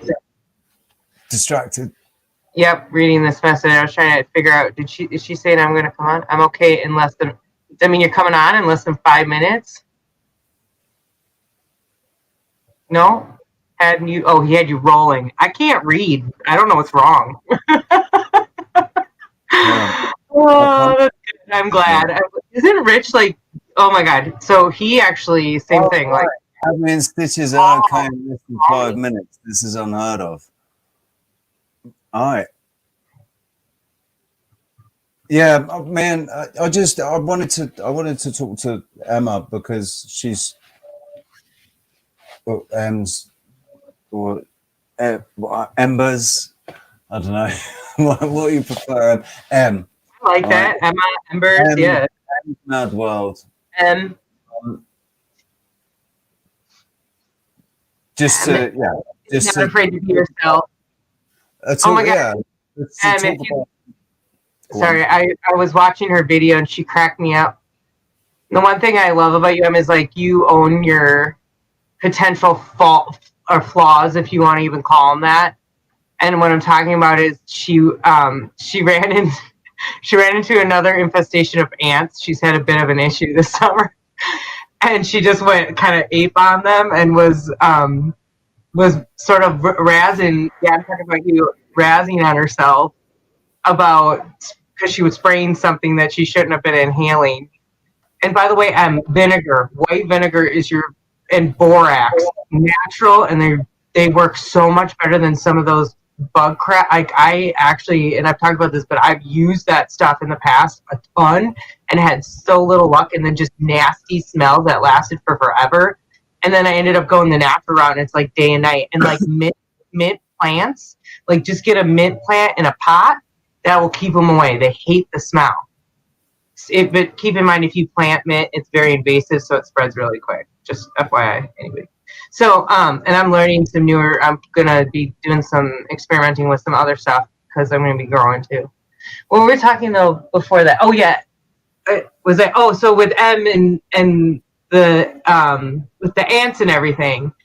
I wanted to. I couldn't comment, but because it's turned off. I don't know if you knew that. It doesn't matter, but. And I meant to send you a message actually, and I totally forgot, and I'm sorry, but I was laughing with her, and I was just so appreciative of how you're just like straightforward, with that kind of information, and you're just not, it's like, what was that when I first met you? It was, I'm not everyone's cup of tea, but you're just not afraid to be honest about, and I love that. Yeah. Scroll up, and you'll see the link. There's a link. There's a StreamYard link if you want to. Yeah. But so me and Em just had a little heart to heart because obviously I've been watching some of her videos where she's been quite emotionally invested in things that have happened on YouTube with characters on YouTube. Like. With trolls in comments and with other content creators and various things. Like, so we just had a little heart to heart, and I shared some of my insights about the last 6 years, and what cleared my mind, how I cleared my mind 6 years ago to enable me to be able to not just see clearly, but hear clearly as well. Be able to get rid of the stupid thoughts and the stupid things that were going through my head, and be able to recognize which ones are the ones that, you listen to or you follow, and which ones are the ones that you just go, yeah, fucking do one, piss off. And sorry, really quick, and don't forget when you are realizing this, like when you're hearing these thoughts and you're recognizing that there is this other, kind of hindrance that's constantly been there, look back over time and think about the things you've probably already beaten through, and you found a different way to cope with it or deal with it. And now that you're even more aware of it, you can keep going further, and that's what the beauty of it, like, it just opens all these doors and connections. But just like, give yourself a pat on the back for all the work you've probably already done. It's that whole concept of perseverance. Just wanted to throw that in there. And yeah, I was pointing out how, like, people can take this or leave it, man. I like to think that I'm a pretty, although I've got some crazy thoughts, and some crazy opinions and some crazy perceptions. I've just look. We decided we bloody agreed on whose job it was going to be to bring people in.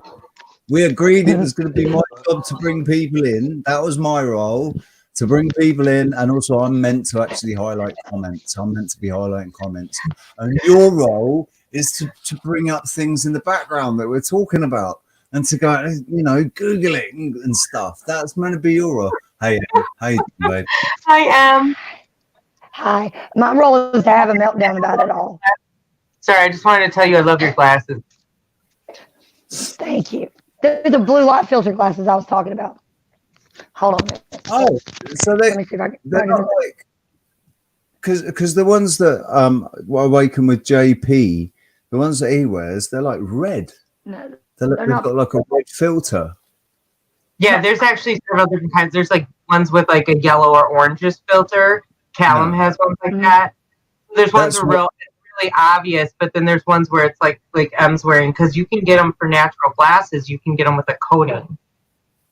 Yeah, my dad has those transition lenses where like when you go outdoor, they get darker, so they're like sunglasses. So he doesn't have to worry about. He never has to worry about wearing sunglasses. But I'm supposed to wear prescription lenses because I don't have depth perception because I'm nearsighted in one eye and farsighted in the other.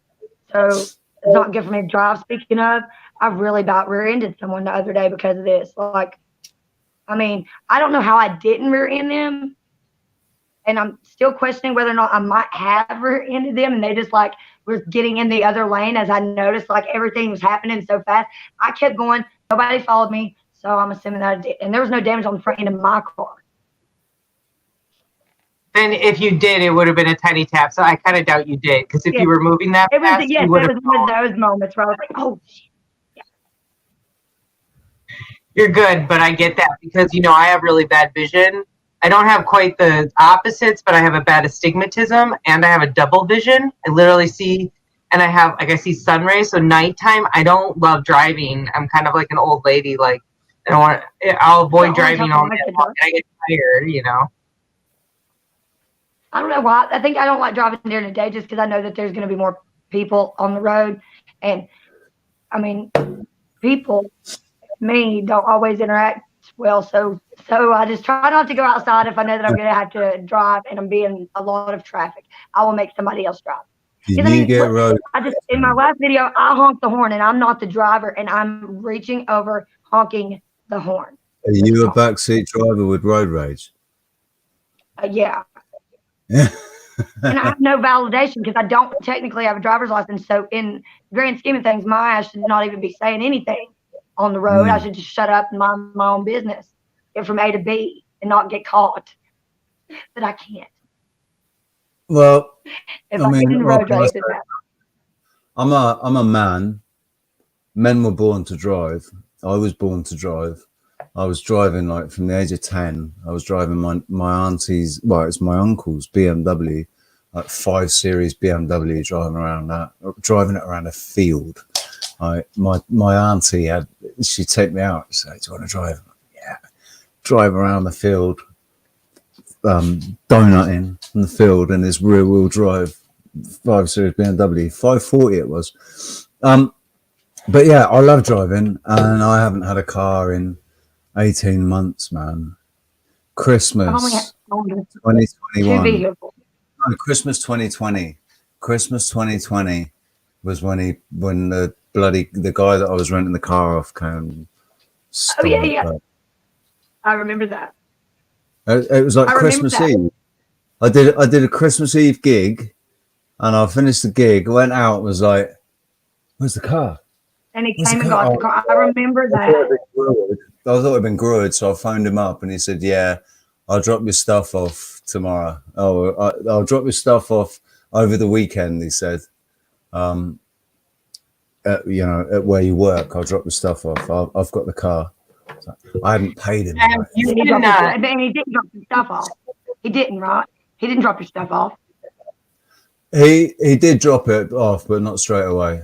Yeah. It took about a week or something for him to drop my stuff off. Oh my gosh. I was just going to say, you've been watching Richie's channel for a long time, right? For a couple years. He was telling me. Yeah. Before when it was old channel, yeah. Yeah. Yep. I mean, I was on when did that 007 got, did you have one before that? Didn't you? No, it was 007. It was 007 for, I mean, originally it was Mr. RK877 because I just couldn't think of a name. When I first opened the channel, my band got me to do it, and I was like, I don't know, so I just put Mr. RK877, and then I changed the name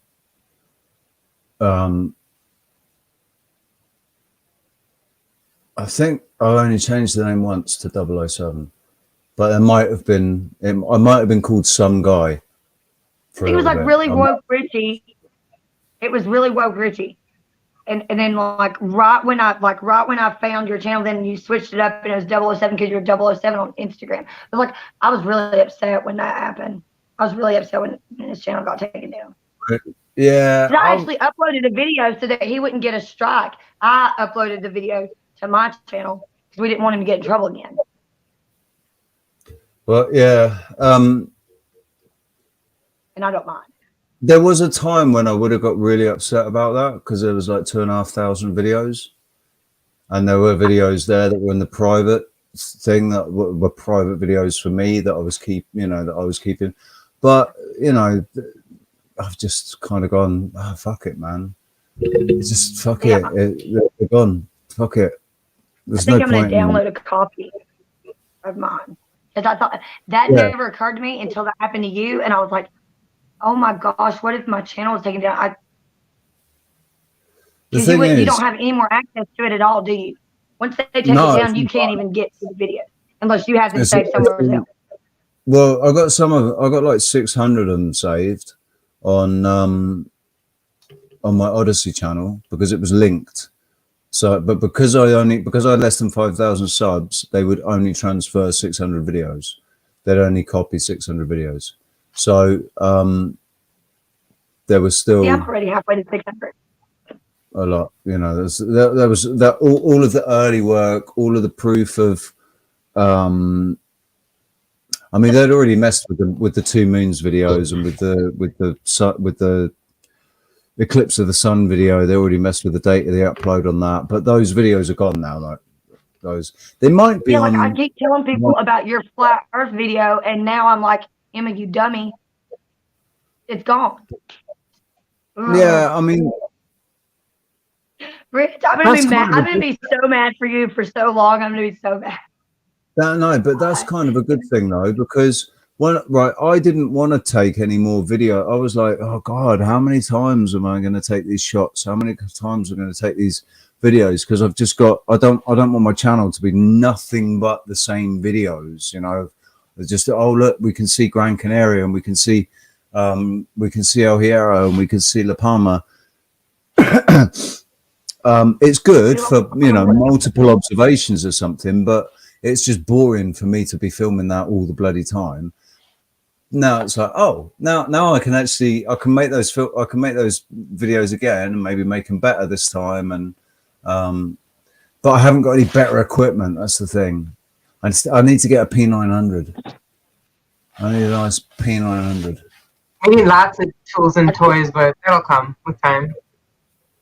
Yeah. When you guys were talking earlier about the heat and all that stuff, I wanted you guys to see what happened on the 4th of July to this tree outside. So I wasn't outside. Some people think it was lightning. I don't know. I don't know what this is. I don't think it was fireworks. It didn't catch the tree on fire, but see. Hey, Kev, how you doing, mate? Mm-hmm. I'm trying to show you the tree. Up there it is. See, if you look, you can see where it's been damaged, and then the rest of the tree is down here on the ground. Kind of. See if you can hold it still on it for a second, just because it's cutting out a little. Was it lightning or something? That's what I'm wondering. And then here's the tree. Here, let me go up on the stairs. Yeah. So, it's a little hard to see the reception, but I saw a branch. And there's the damage. I don't know if you can see the damage or not. I can't really, just because the resolutions. It's like one little spot where it's just like, well, everything is so green too. Everything looks the same. But there's it looks like something hit a branch, and then like the branch just like was just destroyed. And there was nothing wrong with the tree. It's not like it was dead or anything like that. And then if it was fireworks, I feel like it would have caught the tree on fire. So everybody seems to think that it was lightning. Yeah, lightning can make the branches explode and stuff, can't it? It really, lightning makes trees. That's what it looks like.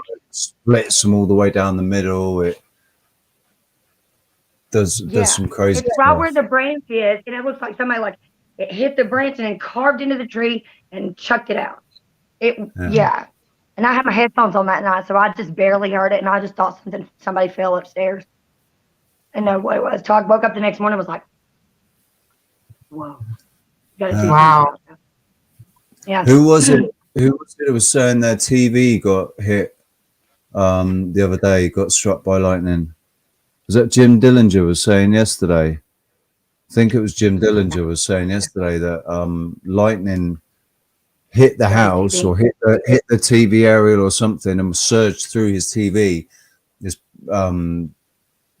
and which just went bang, basically. His TV. My friend had that happen on one of his TVs. I would cry. I would cry if that happened to my TV because I'm like, that's how sometimes I'll edit and I'll cast to the TV so I can see it better because I'm blind. Look, I had a 42-inch TV on a wall that needs a 72-inch screen or bigger. Yeah, I've got a 42-inch. I've got a 42-inch plasma that's like probably 8 or 9 years old. They've only got a shelf life for 5 years, and it's unplugged. I've just unplugged it, and because I'm just using. Yeah, it just sits over there in the corner. Dude, she just sits in the corner. Mine's an LCD. It's that's how I can tell how old it is because it's an LCD and it's still kind of heavy. I can pick it up, but it's still heavy. Mine's fucking plasma. It's a 42-inch plasma. That was when I could still sense when the TV was on. Sorry, I could when you walk past a house, I could. Those I can still tell. The new ones I can't. They're kind of creepy quiet. Yeah, I have to look for light, like a little bit of faint light from windows and doors to tell if they're on. But I could I could sense them heavily. I didn't even have to be anywhere near the house or inside the house, and you could tell them it's on. Yeah, I'd be walking way out on the street. The TV's in the back of the house because sometimes I knew the person's house and I could sense it. Almost like the house was personating it. Yeah, I don't know. I think that's really good to know. Sorry, I didn't mean to. I'll shut up. I didn't mean to interrupt you. That's crazy, Sherry. That's terrible, man. Yeah, Sherry. Holy crap, Sherry. You have been through some crazy. There are people. There are people that have been struck by lightning and survived. There's people that have been struck by lightning more than once and survived. Yeah. Mm-hmm. And the tattoos they get from it's literally that's crazy. Have you seen? I forget what it's called with the wood, where they basically put an electric current through the wood and it burns through the, it will sort of and it looks like river waves. I can't remember what that's called, but that is so cool. That is so cool. I can't remember what it's called. It's like electrolysis kind of on the wood, and but it looks like the Earth when you pan right out. If you go really high, it's called fractaling. It's called fractal wood burning. Yeah, that's it. Fractal wood burning. What? Where is that? Fractal wood burning. Yeah, sorry. Fractal wood burning. Sorry. I heard that. Where do you see this? In landscape, in the terrain. When you zoom out. I get what you're saying. The way hang on, I'll get it. I know what you're talking about. You're talking about because that's what's causing. That would make sense. That's like the Grand Canyon looks like that. That's what you're saying, right? Yeah, basically. Yeah. So you know how when people do that fractal wood burning, that's exactly what it looks like when lightning hits the ground. Yeah. It does that. That's what the Grand Canyon looks like. So is that how they implement their melting and mud flood by causing these huge beams like that, like energy beams, and cause scarring across the landscape to look like that? I think that it's from previous. I think it's from previous catastrophes, kind of thing. Yeah, that's what I'm saying. But they easily could have had a direct energy weapon then. if any technology is capable. So think about what you're saying. If you're saying that lightning causes that, think about a lot of what we see is a lot of that shape. And then what rivers were formed through that? Is that it? Because they were lowest points? I don't know. I mean, I guess that's like maybe pointing at every mountain and saying it's Tartaria, but it just kind of came to my mind that kind of, because I've always kind of wondered about how frequently you see that shape pattern, like out in the desert, especially like where you can really see the landscape. Where is the Grand Canyon? You could just type it in, but near Las Vegas, to the east of Las Vegas. That's you're looking at Utah right now. You want to go south? Yeah, I was going to say I'm too north, aren't I? Uh-huh. Arizona. It's like, you see where that green, like long green splotch is? Next, okay, there's like a little sea. It's called the Salton Sea in California. And if you go to the right, there's like a long swatch. You need to scroll in more and more to the left. On the bottom left side. Okay, now, yeah. And I feel like that green valley, I feel like that's, I guess, or is that a town? What does it say? Can you type in Grand Canyon? That might be fast. Yeah, let's see. It will be the best way, won't it? And we'll see. We'll see when it.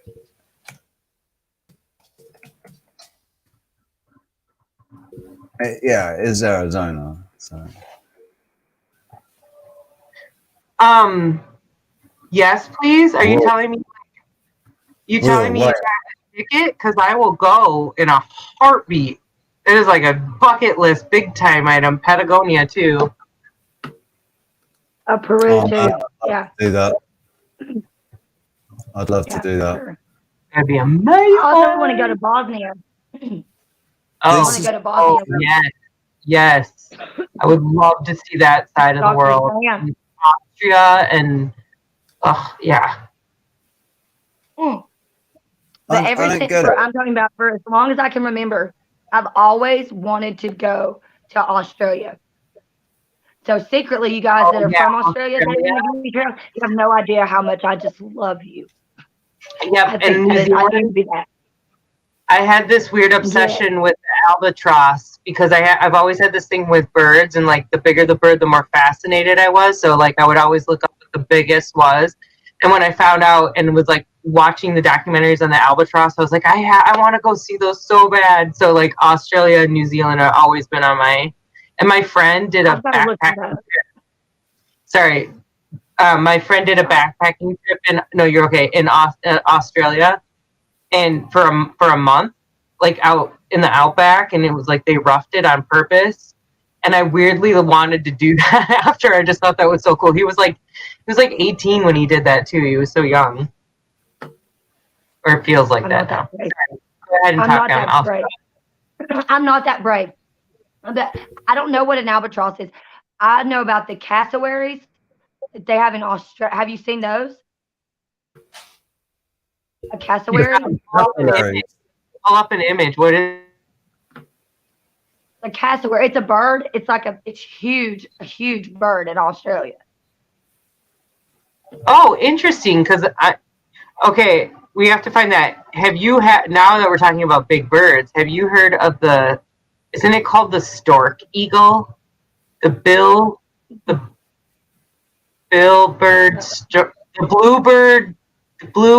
stork. Oh my God, you got that. The blue-billed stork, no. Right, so there's the Grand Canyon, right? Yeah, I'll show you. There's the Grand Canyon, and then, God, this pisses me off. Why can't you just swap the tab screen, man? Well, you can see it. That's fractaling. And then there's the fractal wood burning. Yes. I wish I could put them side by side. That is beautiful. I love it. You got to be careful with that fractal wood burning. I bet. So what are you really to create that? The wood has to be real dry, I believe. But there has to be a little bit of water. There's a video that pops up, and then immediately under it, there's a warning video about the dangers of it because people have been hurt. It was a trend. I think it was a TikTok trend last year or something like that. But it's so cool looking. And when I saw that, I was like, where have I seen that before? That etching, it looks like, the Grand Canyon, and then other places that like that right there that I'm looking at now. Wow. There's so many other places too. There's so many canyons, like in Oregon even. Okay, this is a pretty good image for how big this bird is. Yes. Of course, it's a bit of a perspective, but you get the idea. That looks like a seagull. It does. It's a giant seagull is what these are. Wow. This is I think it was at one point the largest bird in the world. That could take your bloody thumb off. I was going to say that could carry me off easily. That could bomb into your head and skewer your skull with its beak. Look at some of these other ones really show. Look at that head. Look at that. I don't know if that is actually a different one, but look at that. That's intense, man. Yeah. I love birds. Ooh, maybe some of these things that people think are UFOs are actually these birds. Do you know what? That looks like a fight. That looks like a sort of warrior penguin. It does almost look like it's a robot. Penguin, not penguin. No, not penguin. Maybe dodo. Oh, maybe, yeah. Look at that. See there. A warrior dodo. Look at that. See that there you can the huge wingspan. Or maybe it's they have the biggest wingspan. Maybe that's what it is. That's a wingspan right there. That's like wow. I thought okay. And how do you spell the bird you were talking about? How do you spell that? Okay, cassowary. CASSOWARY.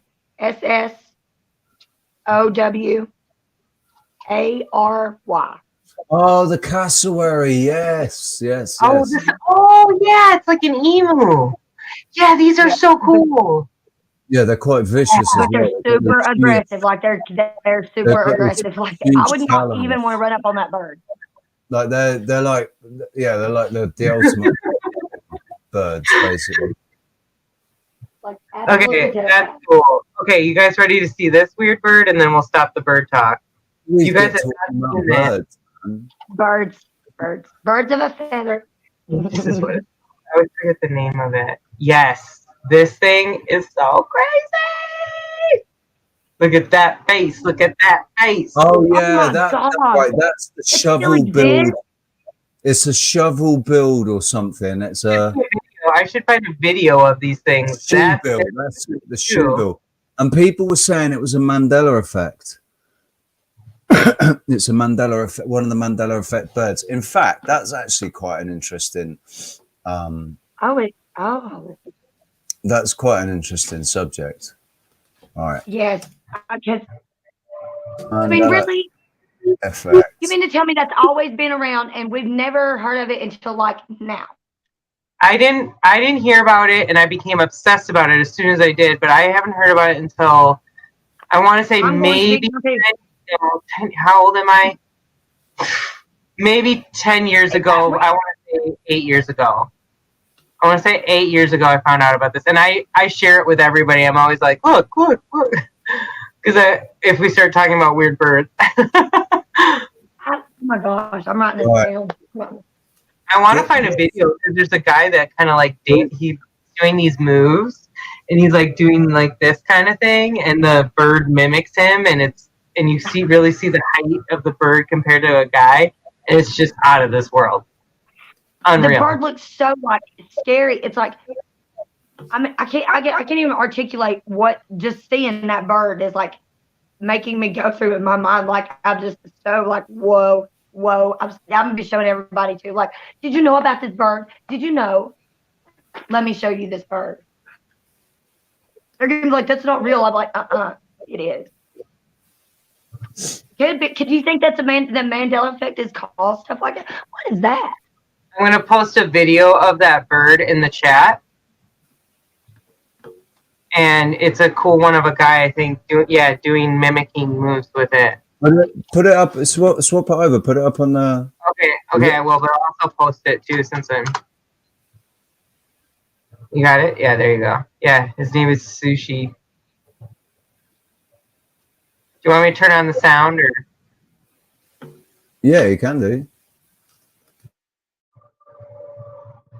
Can you hear it? Oh, wait.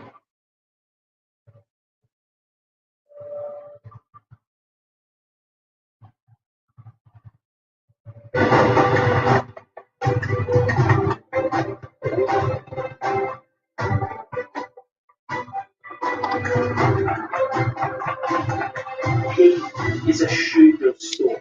These birds are literally the living definition of the term badass. They are descendants of dinosaurs, they eat on fish and reptiles, and they have also been known to stand up to crocodiles in the wild as well.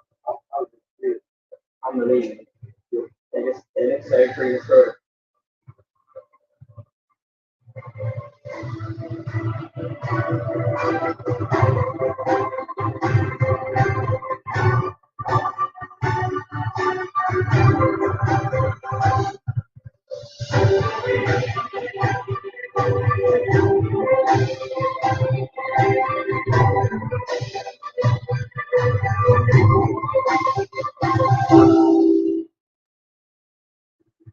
We're in the wetlands in Uganda at the moment on the search for our favourite African shoe-bill store.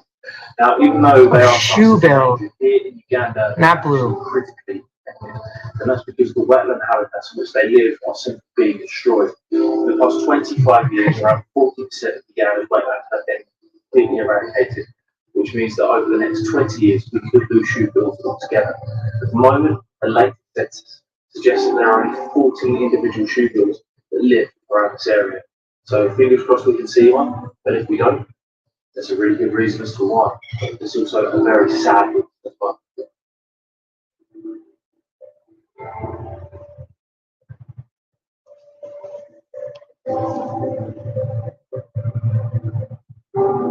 We've just gone back to the village where we started our shoe-bill store safari. We did actually manage to see one, but it was very far away in the distance, and it was flying away as well. But despite only being able to see one and not very, very close, it was an amazing experience because the wetlands themselves are simply stunning.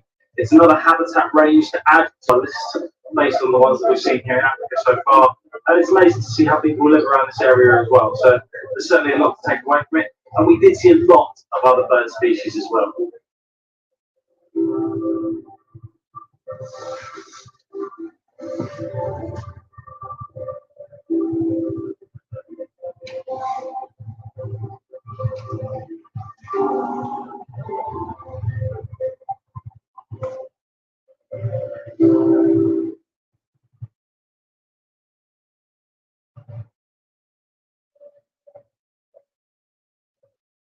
That'd be crazy to see that in the wild. Oh, if you had never seen one before, and it's amazing to how much shoot, I forgot what I was gonna say all of a sudden.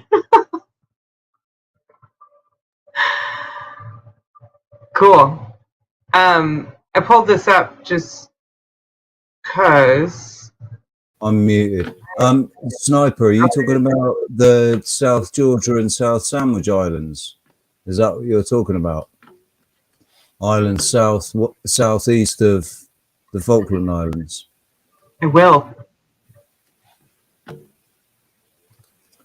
Because if that's what you're talking about, it's I've got Google Earth.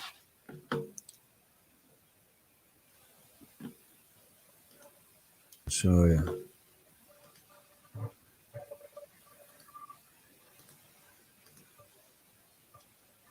Hey guys, thanks for subscribing. I appreciate you. So there's the Falkland Islands, and then south, east, the South Georgia and South Sandwich Islands. Is that what you're on about? Nobody's living is there's only like research teams on that island, right? There's big earthquakes there sometimes. Oh, look at that weird. Look at the lack of detail. I was gonna tell you to roll in on Grand Canyon because when I do it with Google Maps, I can see clear Photoshop like smudging, like not even trying to hide it. That they just like that swirl effect that you can do, like that kind of like I was seeing that all over that area. I mean, why have they done this? Why have they sort of... Well, they'll tell you it has to do with timing of day, that this is like a patchwork of images. So that just happens to be that they got that one splotch during a foggy or cloudy day. That's what they'll tell you.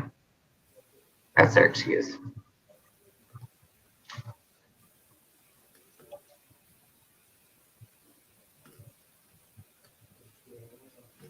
It's very cold. Not very much. Richie. Yeah. Look at the comment. I don't know how to pronounce that. Ooh. That's where he was talking. Look, maybe find that. Thule is that would have been a German place then. They would have named that would have been the Germans that. Yeah, it's South Georgia. That's where it is, where I am right now. It might be just south of that. Right. Oh. What? Where are you now? What happened? We go to the wrong place? I don't know, because it came up with the... I thought it... Try to type in island. It just... That's really weird. Now it's not showing up. It showed up for a second. It was Thule Island. So it was Thule, and it was saying on the island, on the South Georgia. I swear it. That's what it.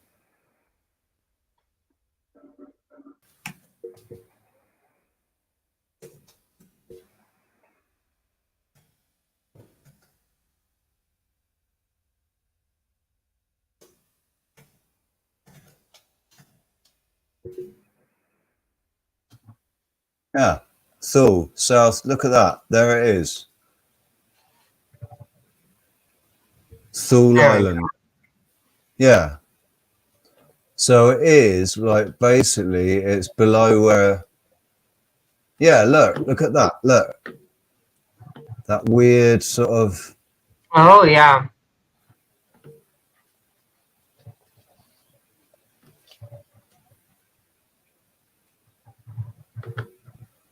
Ooh.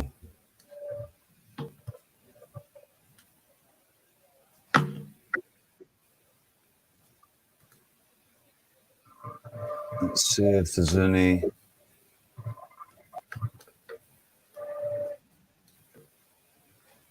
Southern Thule, Cook Island.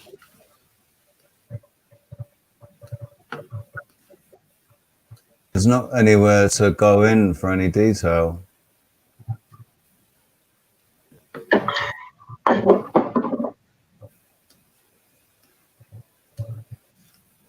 What are we looking at specifically? Was there anything for us to look at specifically there, Squirrel? Yeah. Or is you looking at the island? Like... We can't see the stub or anything, right, from this view? And is this our Karina? Goonie Karina? Either way, hello. What's that? Oh, Karina. Is are you Karina on here?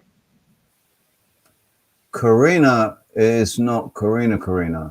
Oh. I don't think. That's okay, though. You don't have to be our Karina. Karina. If I'm getting confused. Kevin Harkins, how you doing, man? That's another name. I don't. Hello, Kevin, and Not- Plane Drifter and Sail Away. Yeah, Plane Drifter. Sail away, sail away, sail away, sail away, sail away. Sail For away. several hours. Should we call you Enya?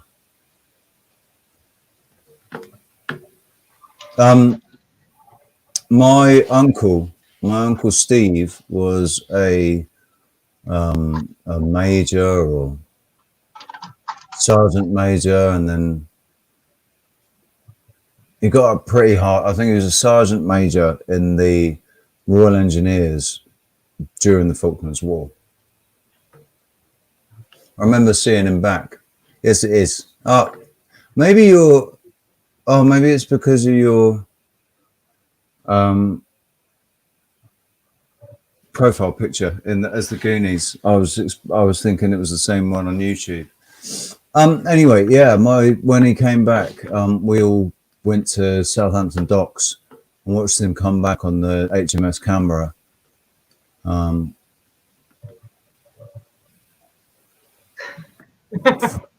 never get to, I don't usually see you on yours, so I'm really excited. Because it's family. That's all. Yeah, Goonies. Goonies forever, man. And you just have to email if you want to know what that's about. Isn't it? Yeah. I think everybody watching does pretty much, don't they? I mean, this is a bit weird, isn't it? Is this just to save on cost of production? Like, oh, there's no point in painting any detail to the sea out here, so we'll just airbrush some detail here. Who knows? This place looks very green, right? Yeah, it's weird. It makes me think of. Take a shot at night. Does anybody remember Flash Gordon? Yeah. Right, you know when they go to that green planet, when they're in the swamps and stuff. Sorry, didn't mean to interrupt. Yeah. Were they using night vision? Is that what that's supposed to be? I don't know. It's weird that all the islands are different colors. I know, it's really weird. We've talked about that, and also how it's sort of blanked around in the ocean. Like you can't, because then you'd probably be able to zoom in and see some pretty serious stuff in the water. Yeah, they won't look at that, right? That looks like, actually, that's land. Here, it's like grass. And then you've got... It's not, it's ocean. This looks like land. But they've...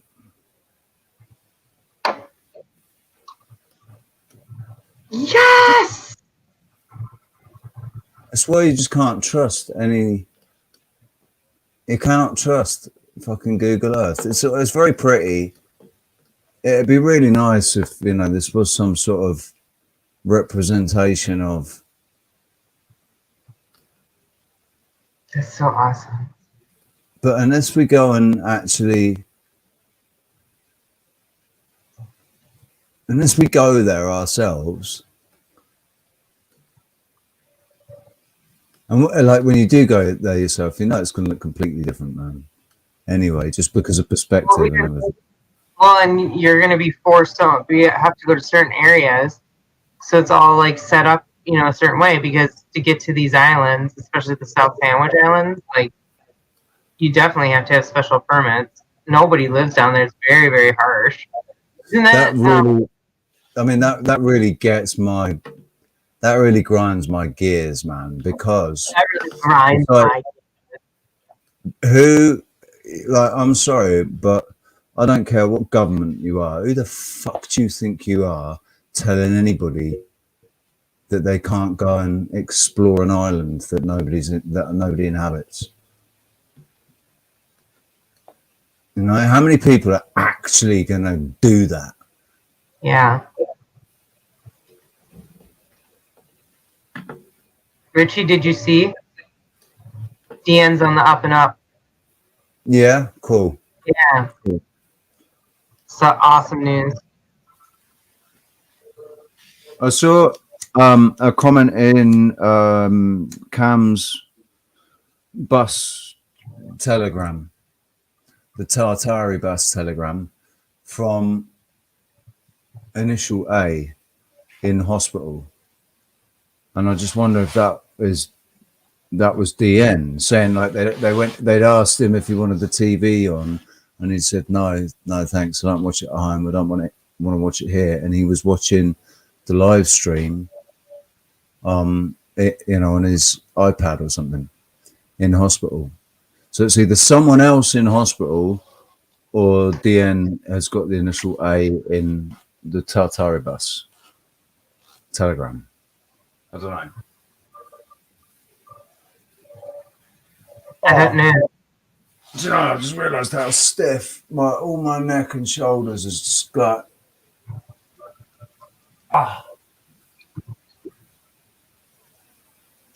And this one, guys, take your hands, put them together, pull them back, bring your shoulder blades together. So you're bringing those muscles together as you pull your arms back and up.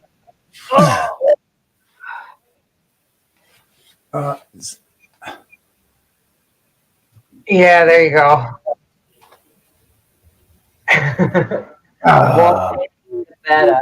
What that is actually, I mean, that's the police move to get control of you, man. Handcuff your arms behind your back and then lift your arms.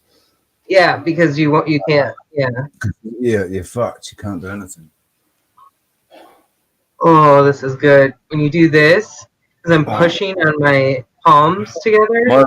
My biggest problem is my neck. I'll be honest. Yeah, you do this. Hear me out. You're gonna feel this at the base of your neck. So you just take your palms and you just push them together. That's all, man. And then spread them out real good. You can bring your head down. I don't know. I feel like head level is a little better. You can bring your head down a little.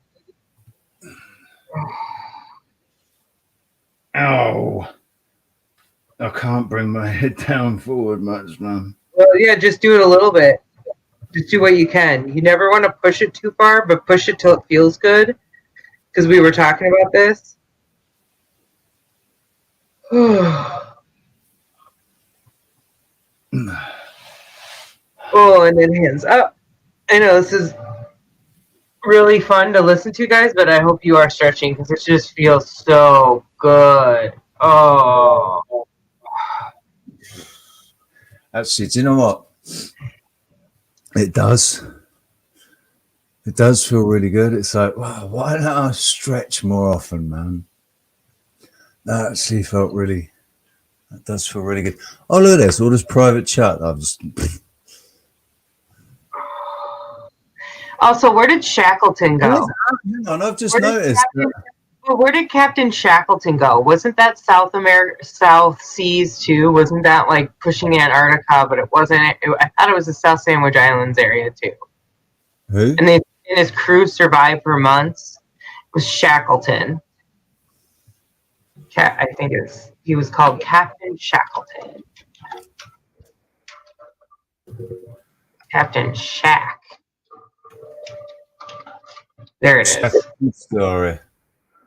And it's an amazing story. Have you ever heard of it? Should we watch it? We could watch a really long. It's actually a very quite a long story. Oh, it looks like there's a 26. Oh, but it's the National Geographic version. Sir Ernest Henry Shackleton was an Anglo-Irish Antarctic explorer who led 3 British expeditions to the Antarctic. He was one of the principal figures of the period known as the heroic age of the Antarctic exploration. Born in Kildare, County Kildare. Yeah, one. Sorry. I sent you a link. It's like an 11. It looks like a little 11-minute thing. I think this might be 11 minutes. Are you kidding me? Well, we don't have to watch the whole thing. Are you kidding me? 11 minutes? Is that some sort of a joke? Crazy. It's a long, crazy story. No, 11 Who's heard of the Shackleton story? Anyone? 11. Anyone? 11. Thank you. You're not picking up the 11? Everything is 11. 11. It all comes back to 11. I'm like just not paying attention. You're over here like, no, it's 11 minutes long. Paul, where's Paul? It is exactly 11 minutes long as well. It's exactly 11 minutes long. Are you still on, Paul? Did you hear that? Janice is calling you. Right, and the interesting thing is that apparently I'd already watched 8 minutes of it, but we haven't been sat here for 8 minutes. So when did I watch 8 minutes of it? Seriously. I don't know what that. I don't know why that made me laugh so much. Okay. Right. So, we're at 11. Here we go. The realm of 11. Look at this. Here we go. I'm going to post that. This is Paul's realm of 11 vid. This is why we were calling to him.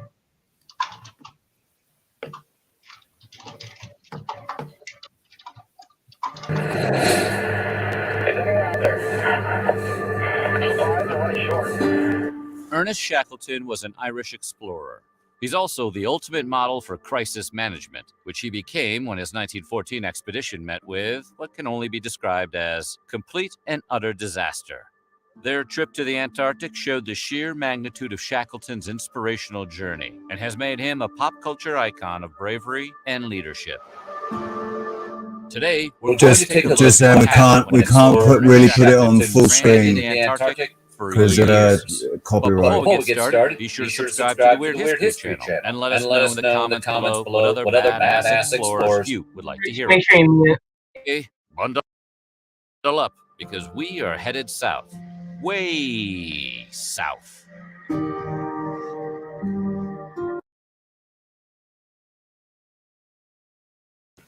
Quick disclaimer, this is for education purposes. We are using fair use and this is for education purposes and critiquing and I don't know, whatever and you what want. it says, Get and off also back. what it, sorry, and yes, and also what it says scrolling across the bottom of the screen. Yes. And yeah, just get off our backs. All you copywriters, like, just, yeah, look, all right, if you want to take copyright and you want to put adverts on it and make some money, go for your life, man. Go for your life. Just let us do our shit. Roald Amundsen and Robert Scott had already reached the South Pole in 1914. So if Ernest Shackleton was going to leave his mark, he'd have to do something else. Eventually, he decided to attempt the first continental crossing of Antarctica. The trip was so lengthy, Shackleton would need 2 teams to complete it. One would leave from South America, the other would leave from Tasmania and land on the opposite side of the continent along the Ross Sea. Since the South American party wouldn't be able to carry enough supplies to make it completely across, the Tasmania party would have to cross nearly a third of the whole continent just to set up the necessary supply depot. Right, this could be a little bit long-winded, right? But I just think it would be interesting, and it would also help us with the copyright legalities and stuff. If we say, if we just take a look at the sort of on the globe, because they're just showing us the pictures on the map. Oh, this is a picture of Tasmania, and this is a picture of the other place that they went from. So Tasmania is below Thailand. I actually thought Tasmania was a lot closer. Oh, there we go. It is. Yeah, they went from this one. They went from Tasmania there, and the Tasman Sea, right? Where did they launch Party from? wouldn't be able to carry enough supplies to make it completely across. Shackleton would need 2 teams to complete it. One would leave from South America, the other would leave from Tasmania. And all right, yeah. So just quickly, Sorry if this is pissing anybody off. I just want everybody to get an idea of it. You can see that? You can hear me? I can't see the chat. So I can hear you. But they were showing Tasmania. They weren't showing New Zealand. Tasmania is right there. There's Tasmania.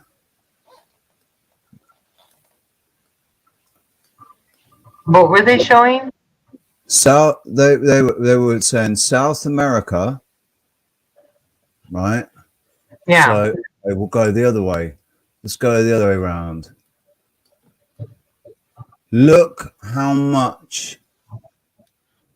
Okay, they went. All right. So they would have gone this way. They would have gone this way from Tasmania.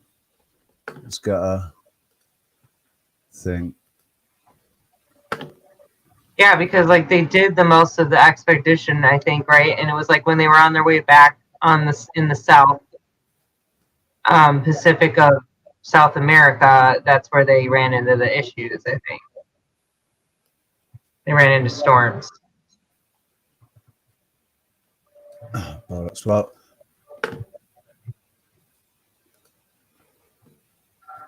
that was like 7,000 kilometers to over here. So let's go.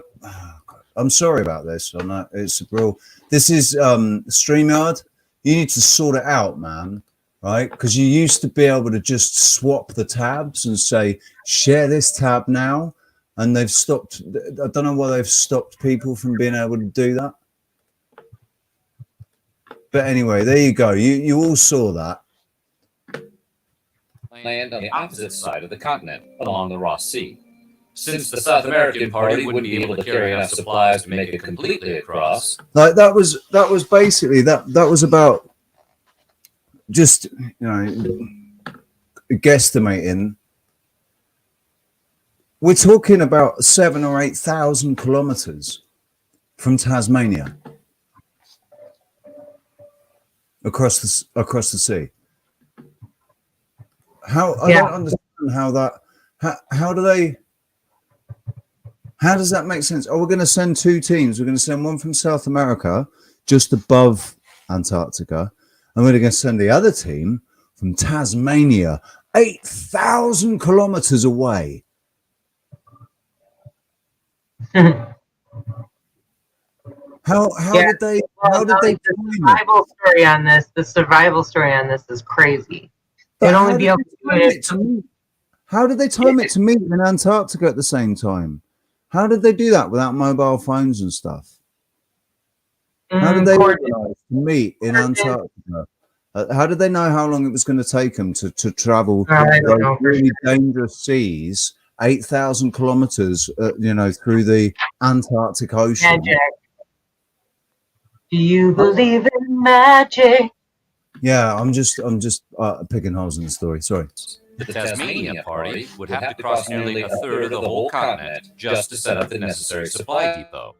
It wasn't a terrible plan in theory, but the whole thing was rendered moot by Shackleton's failure to even reach Antarctica. Due to unusually cold temperatures, his ship became trapped in the ice.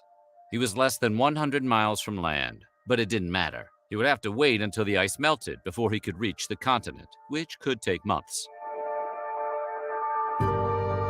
Okay, so that kind of answers that question for me. Enough, Shackleton also had to prepare for the possibility that the pressure being exerted by the ice would crush his ship. He removed weight from the vessel, hoping that it would rise in the event the ice pushed together. If that didn't work, the ship would simply be crushed. The underwater sea currents exerted incredible forces, pulling both the ice and Shackleton's ship miles from shore. The frequent blizzards and freezing winds didn't help either. Shackleton and his crew could only wait, and wait they did, for 6 long, cold months. By the end of October, the ship had sustained significant damage to its stern. Within a few days, it was obvious the Endurance wasn't going to make it. On October 27th, Shackleton finally gave the order to abandon ship.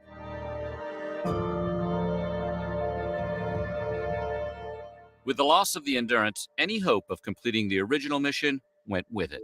Shackleton's sole focus became getting his men back to civilization. and it wasn't going to be easy.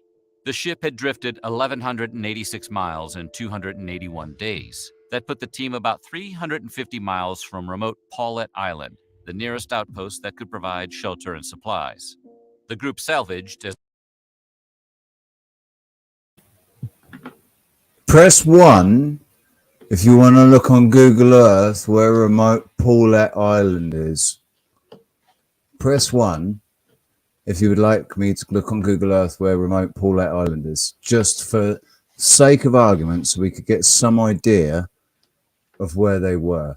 Because what I'm seeing is, I'm seeing that maybe he was in the group that went from Tasmania. It would make sense that he got stuck in the ice going from Tasmania. The people coming from South America weren't going to have the same sort of problems as he was having coming from Tasmania. So it makes sense to me that he was coming from Tasmania and that he didn't make it. But I want to get some idea of where he was stuck, you know? Just do it. Just do it, man. Just do it.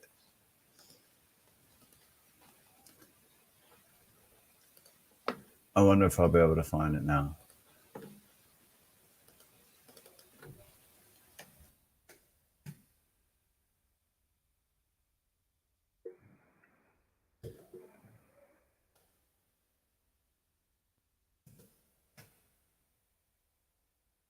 Look at that. There it is. Remote Paulette Island and Antarctica. Right. So hang on a second. Okay, hang on.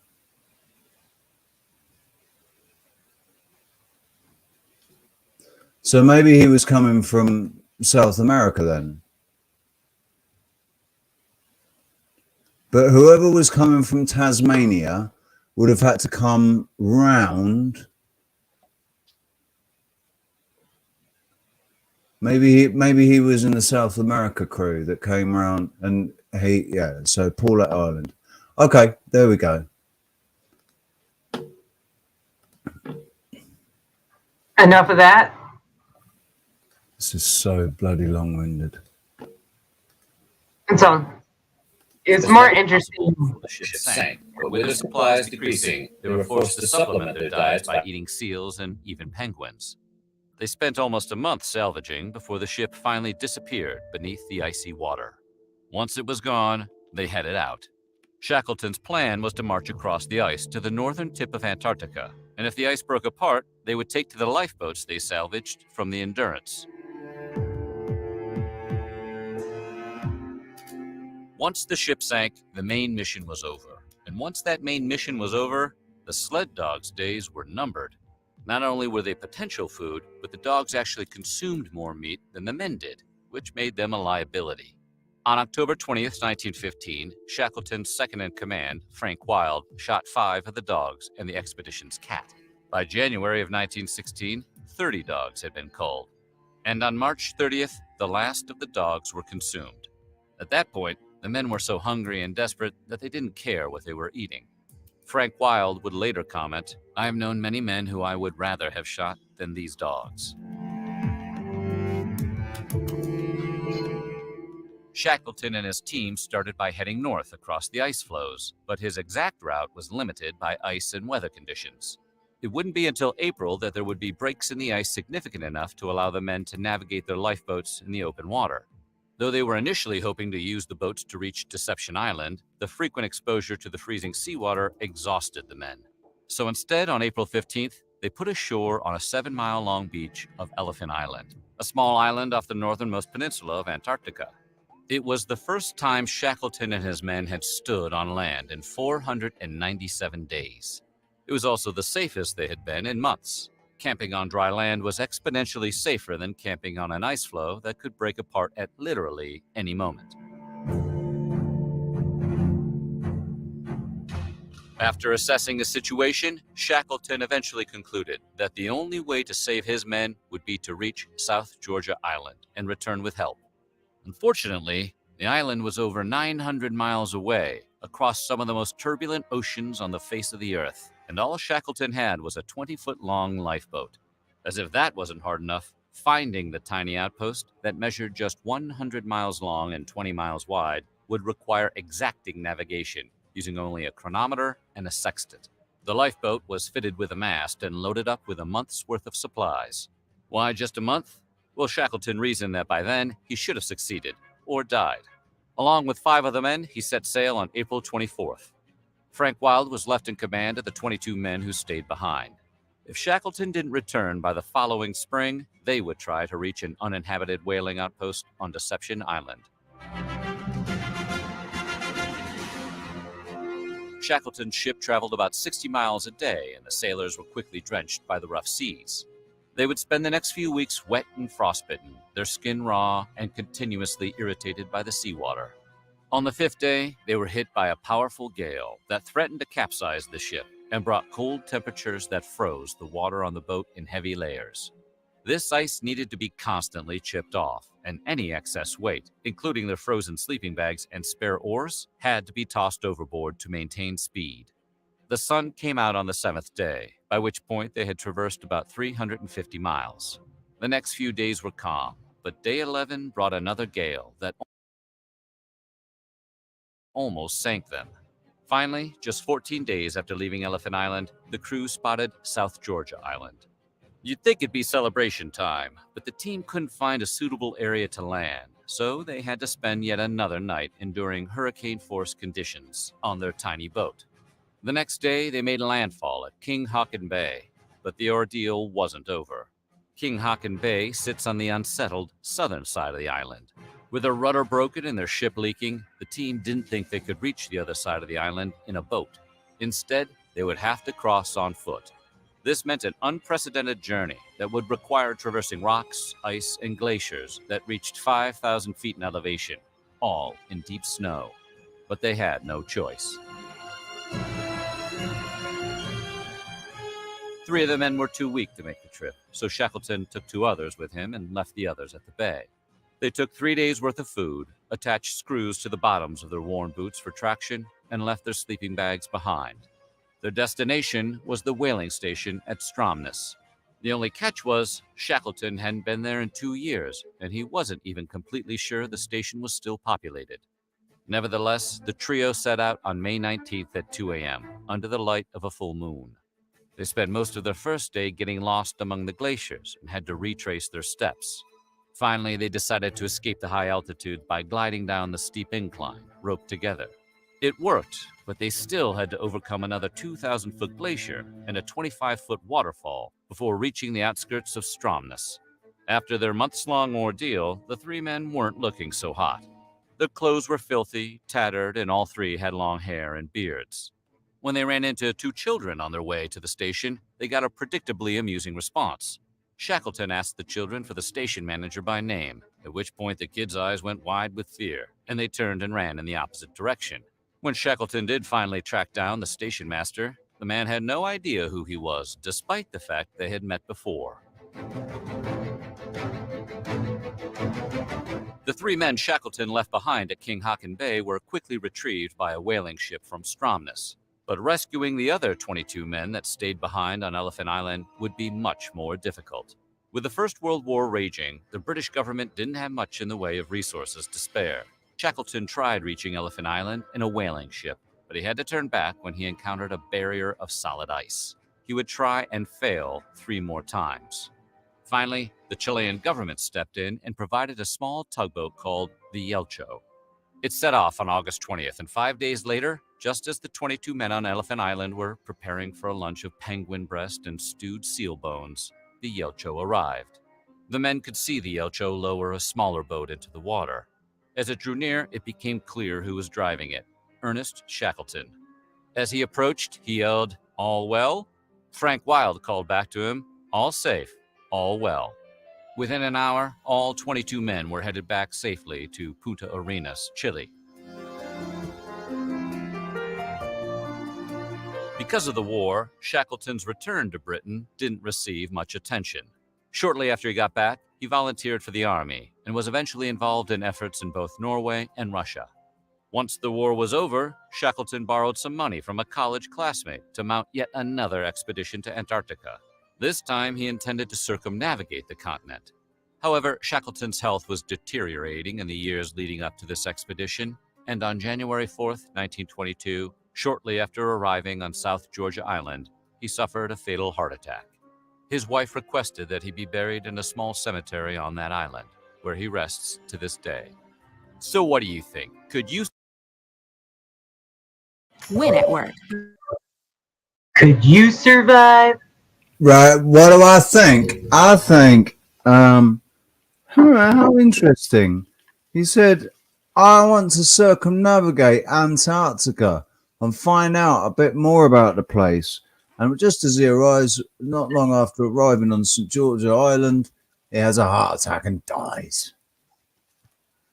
Dun dun. I gotta do a thing, so I'd be right back because I was about to do that, and then I realized the video was gonna end. I was like, oh, that sucks. So just 1 second. That's all right. I'll tell you what we can do. We can take a little, just take a little break. We'll take a little break and play the little video. I love the music for this. I love the music. In this life in them, what do you think you've learned? Absolutely nothing. Well, I've tried to learn, but I calculate not a lot really. I've learned that you must treat people properly, and that you must proceed in a certain way, and you must try and have a vibe of how to sort of enjoy situations. So I've learned just to, you know, don't get miserable or fight the misery with some intelligence. This is like the most difficult area of the whole malarkey, really. It's hard to turn something around when it's going, and it's not something that you can learn by well, as far as I can see, it's something that comes to you with a bit of luck and a bit of instinct, yeah? But therefore, it's not something you can ever bank on. I'm not smart enough to figure out what the hell it is or how it works at all, you know? That's why I treat it like voodoo, voodoo, voodoo, voodoo, voodoo, voodoo. I do find I still have a talent to like cause a bit of, stir up a little bit of confusion, yeah? But I'll do what I can to create as much chaos as I possibly can. But my chaos is always well-natured, or has a positive goal at the end of, when I start causing chaos in a situation, it's because the situation really needed to be changed, for example, or something is going to happen that I thought would be a good idea, and 9 times out of 10 I'm on it, I must say. But hopefully that hasn't unjinxed, that hasn't unjinxed, that hasn't unjinxed, that hasn't unjinxed, that hasn't unjinxed.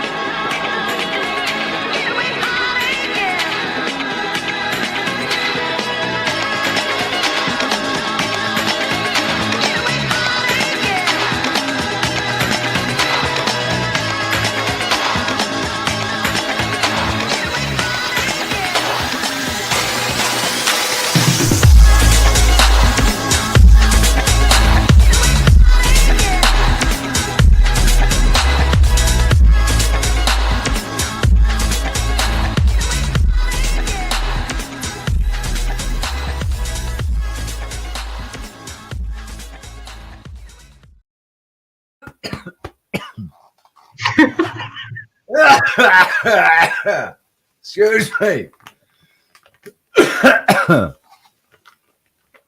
Oh, sorry. It's not just a me. I love the clips that I put in there.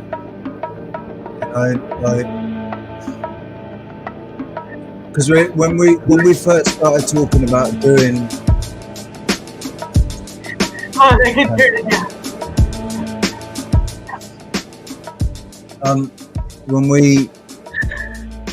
When we first started talking about intro videos, you know, it was like I had the idea of kind of what I wanted it to look like, but we didn't have all the we just didn't have all the footage, you know. We just had we didn't have all the footage that we did when I did we this. have But there's still stuff I realised that I missed that I wish I'd put on, like Trinity 4. Like I did a interview with Trinity 4. Forgot to put that on. Sorry, Dave, mate. I realised that as I was watching it, then I was like, "Oh, do you know what? I got Sven, but I didn't get Trinity." Anyways, listen, we've been going for 3 hours. My dogs are looking at me. Yeah, it's getting late for you. And you know, Sundays are a long show, so we don't want to be doing 7-hour streams every day. It's just coming up. It's 20 to midnight for us here off the west coast, Africa, North Africa.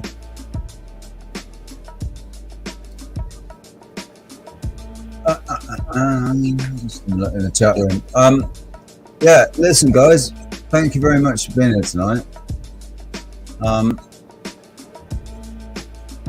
I wanted to get that off my chest about this whole fear-mongering bullshit about hot weather.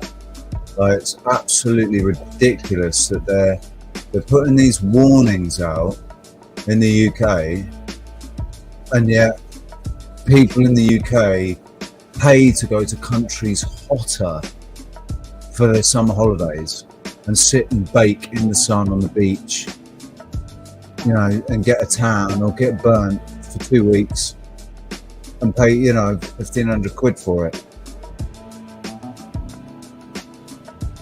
So it seems really surprising to me that anybody would. I mean, that's got to be waking people up, hasn't it? Sure. I would hope so. I didn't really see any views about it. About, you know, nobody's saying, "Yeah, man, it's fucking ridiculous. It's just daft that they're trying to scare people about 37 degrees. Oh, it's the hottest temperature ever recorded."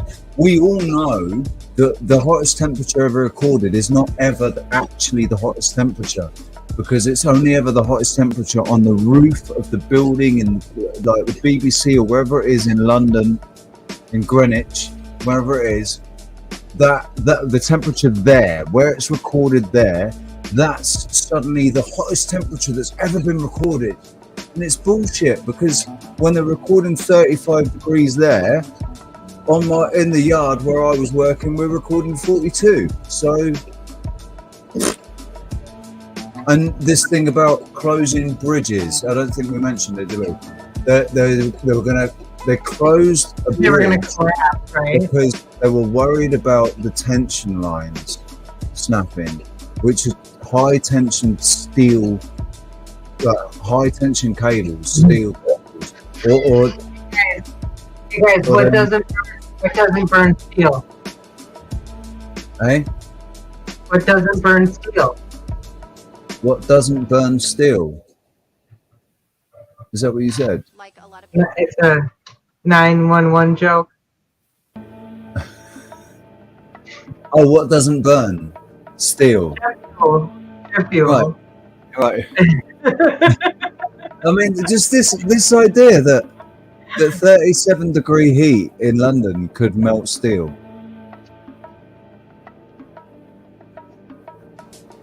Absolutely. Listen, I do like this, but it is a little bit repetitive. Just a little I bit. thought we were going to end by the time. Like, I thought it was kind of a nice way to go out. It's really frustrating because it needs to go somewhere. I could sit there and jam away with it. Like if it was a content, I could jam away with it. But it's sort of it's got that basic diddle. Okay, so I gotta find another one then that flows a little better, maybe. I'm gonna upload my a couple of the instrumentals that I did. Yeah. We need Richie's music, actually. Right.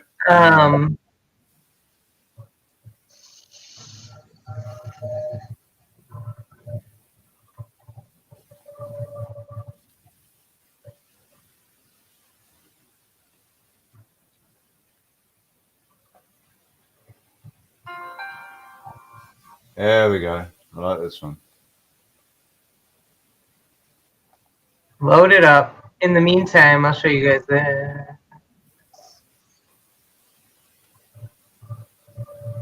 So I found out that Bernie has seen the logo and approves of it, so I'm going to share it. Yeah, he's okay with you sharing it, yeah? Well, actually, he didn't say he's okay with me sharing it, but maybe he wants to share it first. Maybe that's true. Good point. I would let him share it first. Okay. I know you really want. It's really cool, man. It's really cool. So far. let him share it. I worked on it all day. That was the main reason why I wanted to share it, because it's like one of those things like when you're really proud of what you worked on all day. No, let me stop you. Let me stop you and let him do it, because it's got to be a grand unveiling, like. And Word. Oh, did you send me this for me to put in? Nope. Because I need to change it to an MP3 and name it.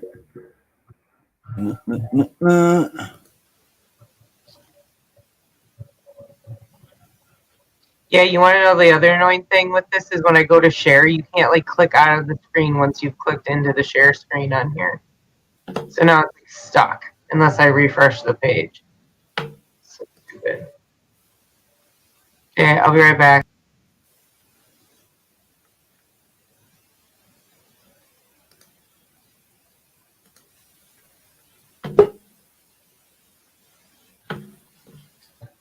Magic trick. Here we go. This is called Awakening. Nice. It's just Richie original. Richie original. Yeah. Beautiful.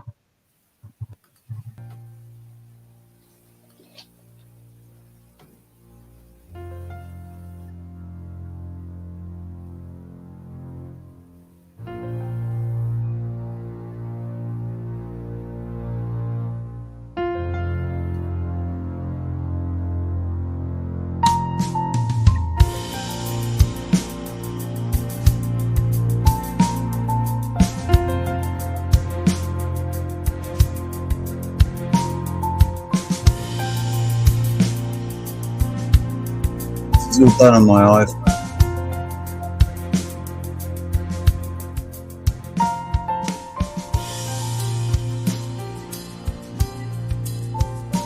Can you hear it? Yeah, it sounds good. Can you not hear it? No, I can. I was just because you couldn't hear it before.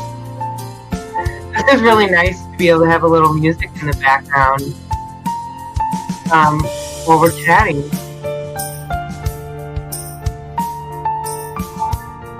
It needs to go down, man. It needs to be turned right down. Talking. Yeah, this was one that I made as a background for a video that I did.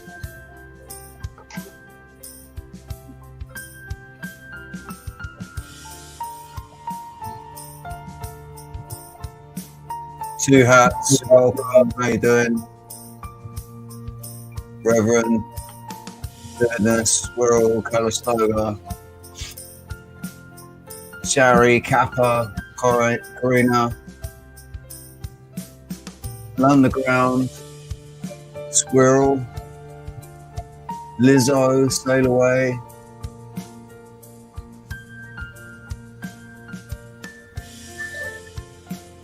Kevin Harkins, and anybody that I might have missed. Thanks very much for being here. I'm going to sign off because I need to take the dogs out for a walk and then I'm going to go to bed. It's nearly midnight and my sleep pattern has gone. It's got knocked about, and I want to get back to waking up at 6 o'clock in the morning. So that means going to bed before midnight. But thank you very much, ladies and gentlemen, for listening to us tonight. Still got 20 people watching, so thank you very much. Give it a thumbs up. and share it on your social media and help us beat the algorithm. And don't forget to subscribe, and all the contact and links and everything are all in the description. And you're all awesome. Thank you very much. My brain stopped now. Sarah, love you. Thank you. Love you, Richie. I really appreciate you. We had another good show and another amazing time with our community. You guys are awesome. Thanks for being here again. I'm glad you're on. It was fun. And so are we're gonna end the stream, or are you gonna stay on chatting to people? No, yeah, I'm gonna get going too. Like I said, I think it's good we ended early today. Cool. All right. Thank you. Ladies and gentlemen, thank you very much. And oh, look at that. It's just coming to the end of the track as well. Beautiful, perfect. You know what I mean? It's like an ending thing. We should do this. Play a little music to say goodbye. Goodbye, guys. Oh. See you later. In this life in them, what do you think you've learned? Absolutely nothing. Well, I've tried to learn, but I'll calculate not a lot, really. I've learned that you must treat people properly, and that you must proceed in a certain way, and you must try and have a vibe of how to sort of enjoy situations. So I've learned just to, don't get miserable or fight the misery with some intelligence. This is like the most difficult area of the whole malarkey, really. It's hard to turn something around when it's going, and it's not something that you can learn by well, as far as I can see, it's something that comes to you with a bit of luck and a bit of instinct, yeah? But therefore, it's not something you can ever bank on. I'm not smart enough to figure out what the hell it is or how it works at all, That's why I treat it like voodoo.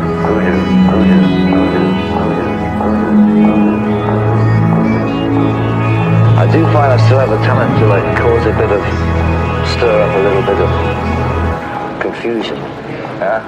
But I'll do what I can to create as much chaos as I possibly can.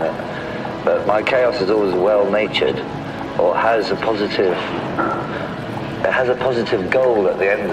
When I start causing chaos in a situation, it's because the situation really needed to be changed, for example, or something is going to happen that I thought would be a good idea.